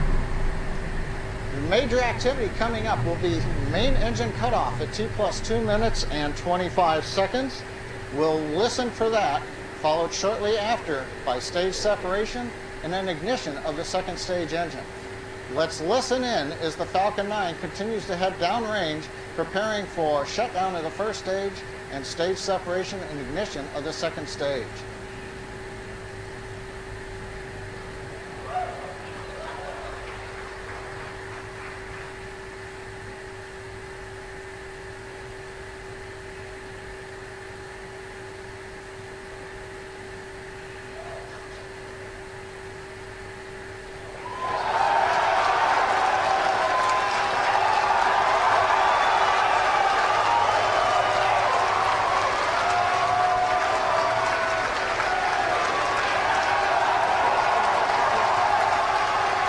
Plus 2 minutes and 48 seconds into flight, we've had successful shutdown separation of the Falcon 9 first stage.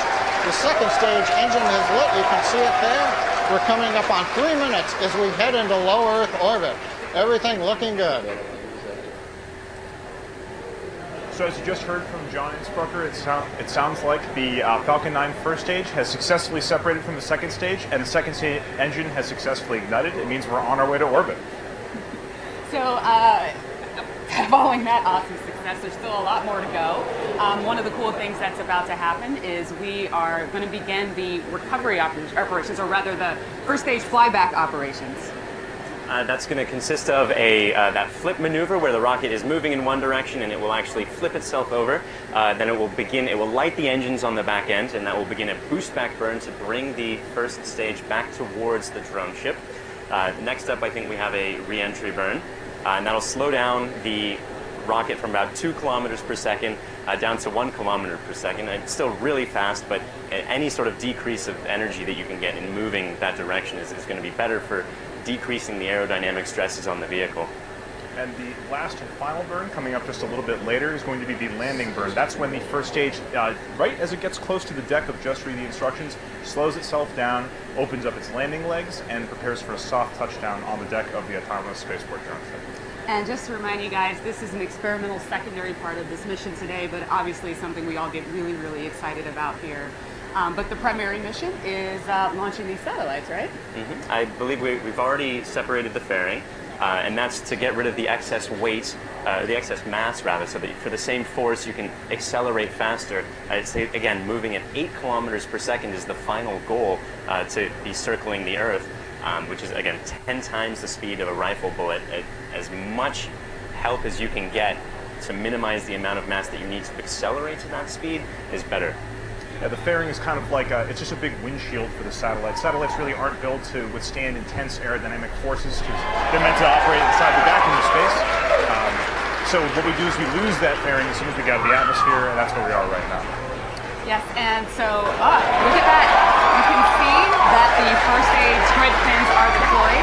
Now those grid fins are powered by nitrogen thrusters, and they're used to actually steer and guide the rocket back down to Earth.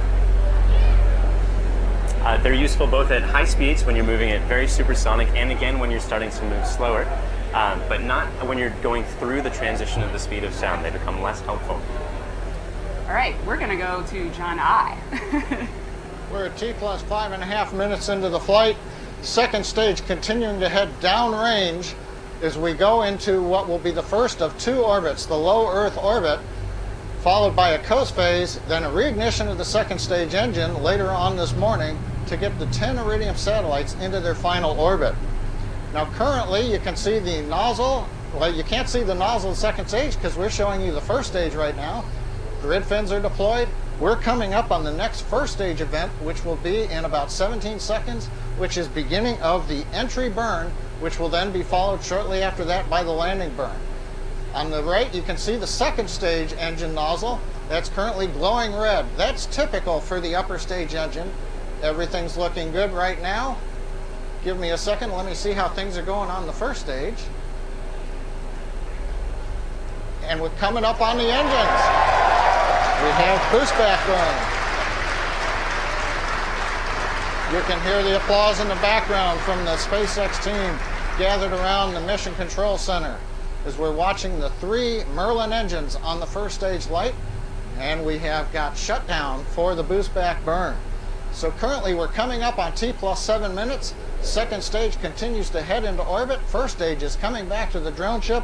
Let's go bound to the floor for the landing burn and the entry into orbit of the second stage. So as you just saw, the re-entry burn for the first stage has just completed and looks successful. You can still see camera footage from the first stage descending down. Hopefully we'll be able to maintain video all the way down to the drone ship. What a great shot that is. It's beautiful. Now, so as you know, sometimes we lose that video in the drone ship. There's a lot of vibrations happening there. We're going to try our best to keep that link, and hopefully once that landing burn hits, we'll catch it, we'll see it visually, and if all goes well, Falcon 9 will be standing proud there on the deck of our drone ship. You may have noticed little puffs of what looked like smoke coming out from between the grid fins every once in a while. Those are part of the attitude control system. I think this is the landing burn. Looks like burn. the landing burn has just started, so we should be coming right down on the deck of Just Read the Instructions. This is a single engine landing burn, so it's a slower decrease in speed. You can actually see the deck of the drone ship right now. Wow.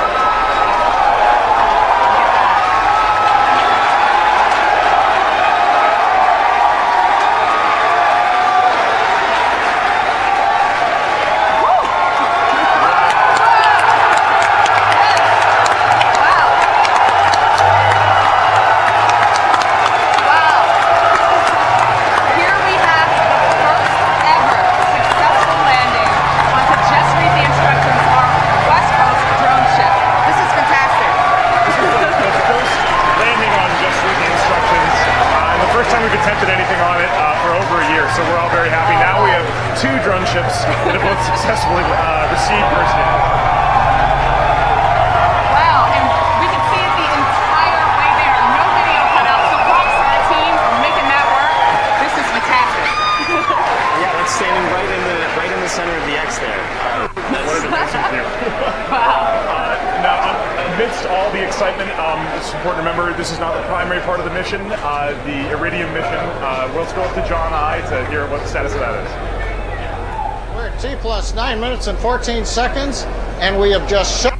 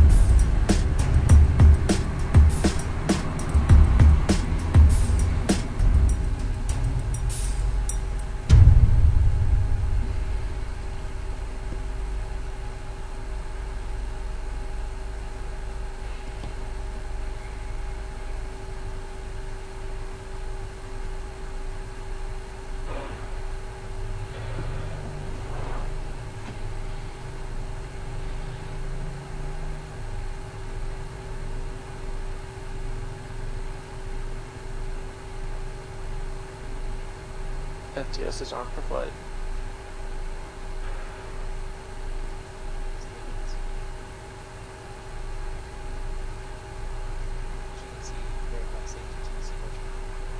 Stage 2, TBT motion nominal. Stage 1 box load, close out.